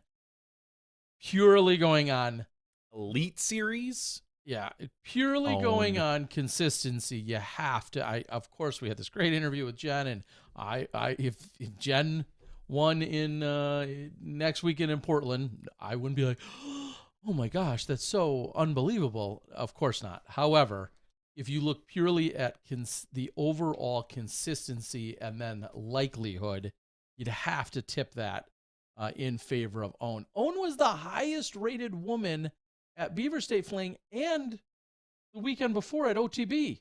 Mm-hmm. The highest rated woman there. I mean, that's not a fluke. That's not, and clearly Jen's not that far behind her, but Owen rarely finishes off of a podium, and Owen doesn't throw nearly as far, but she gets it done. So if the Vegas odds would also be in Owen's favor, as great as Jen played this weekend, and we know she has all the capabilities of winning again.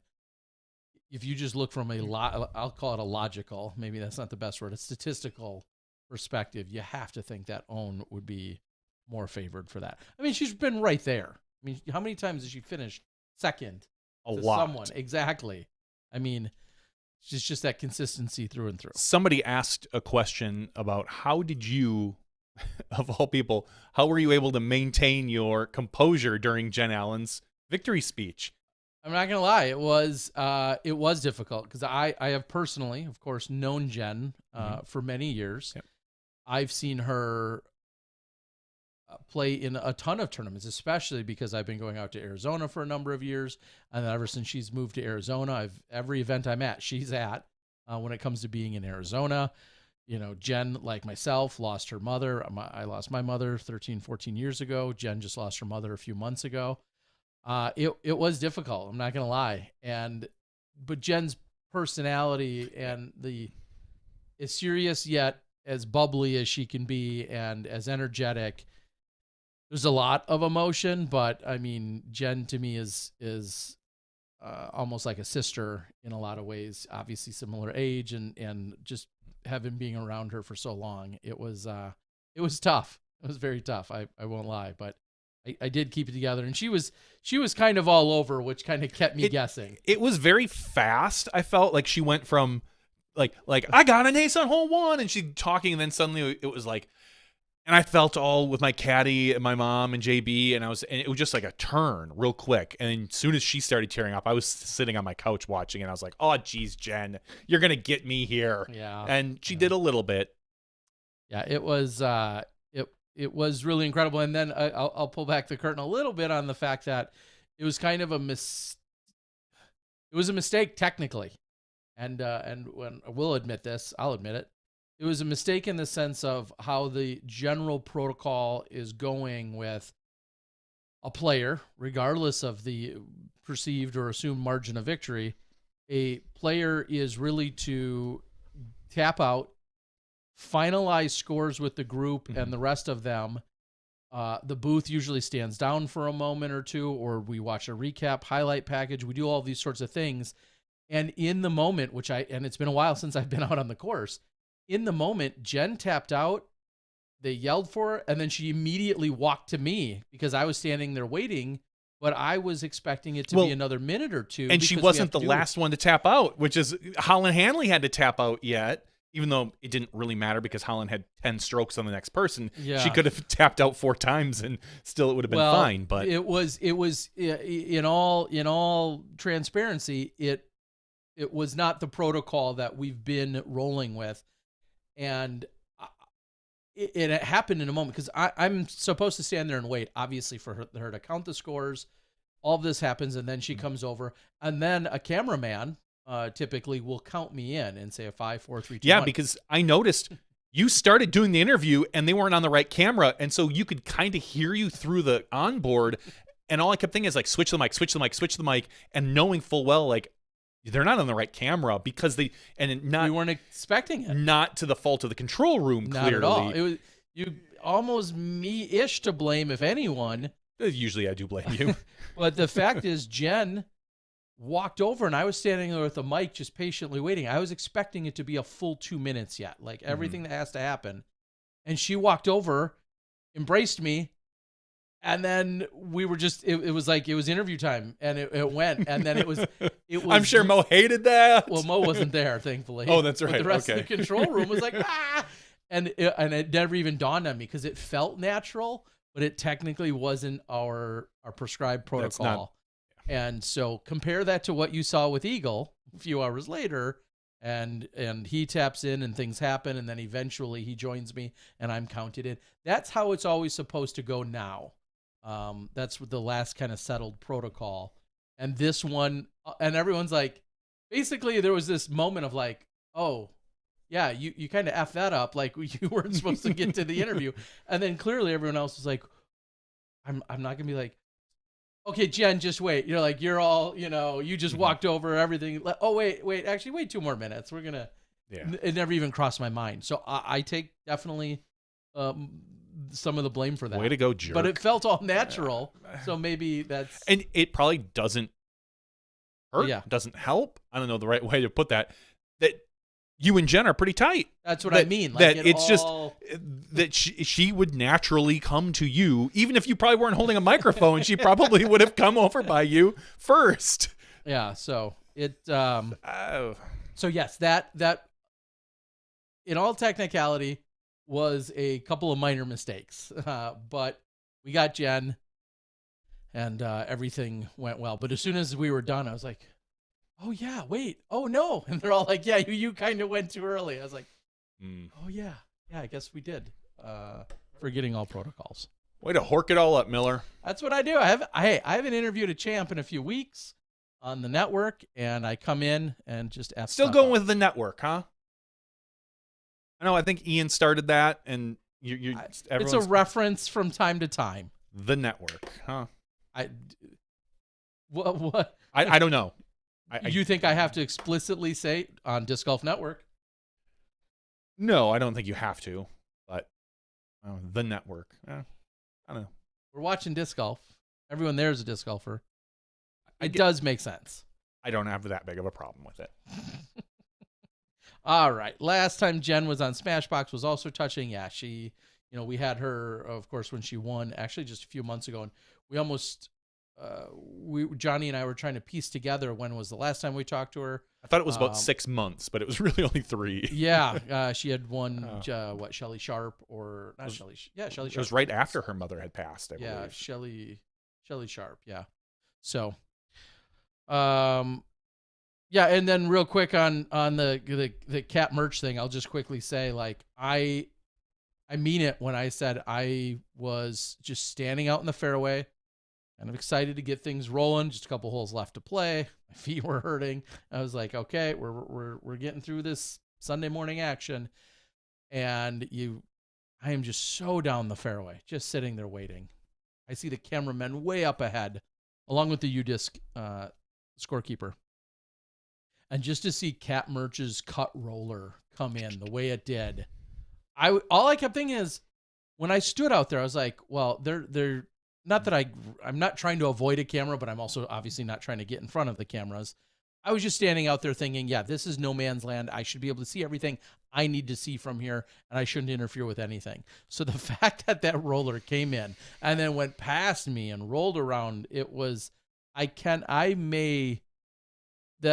shot was only second to Jen's ace. I cannot think of another more incredible shot from the weekend outside of Jen's ace and then that Cat Murch roller. The fact that she didn't get up and down for the birdie kills me.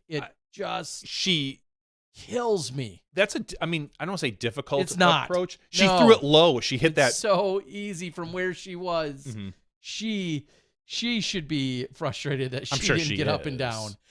I mean, Guess what? She tried a forehand from there and put it and just threw it low. Yeah, I think she threw it right into the stump or the wood. Whatever. It's right there with Eagle on the very next hole when Eagle throws that ginormous Anheuser. I didn't watch that. Insane shot. It's disgusting how insane his shot was on the next tee. That's the combined hole where he threw it and he throws this Anheuser. Just prime position. And then he doesn't get up and down and birdie it either. I just think, what a wasted shot. I mean, just absolutely wasted. So those two holes back to back, FPO then MPO, I think of the two insane shots and how they were both wasted in the sense that they were the easy pars, sure. But when birdies are such premiums and then you set yourself up for the easiest birdie in the world and you still don't get it, yeah, it should hurt a little. But there it is. I don't think Eagle's thinking about it.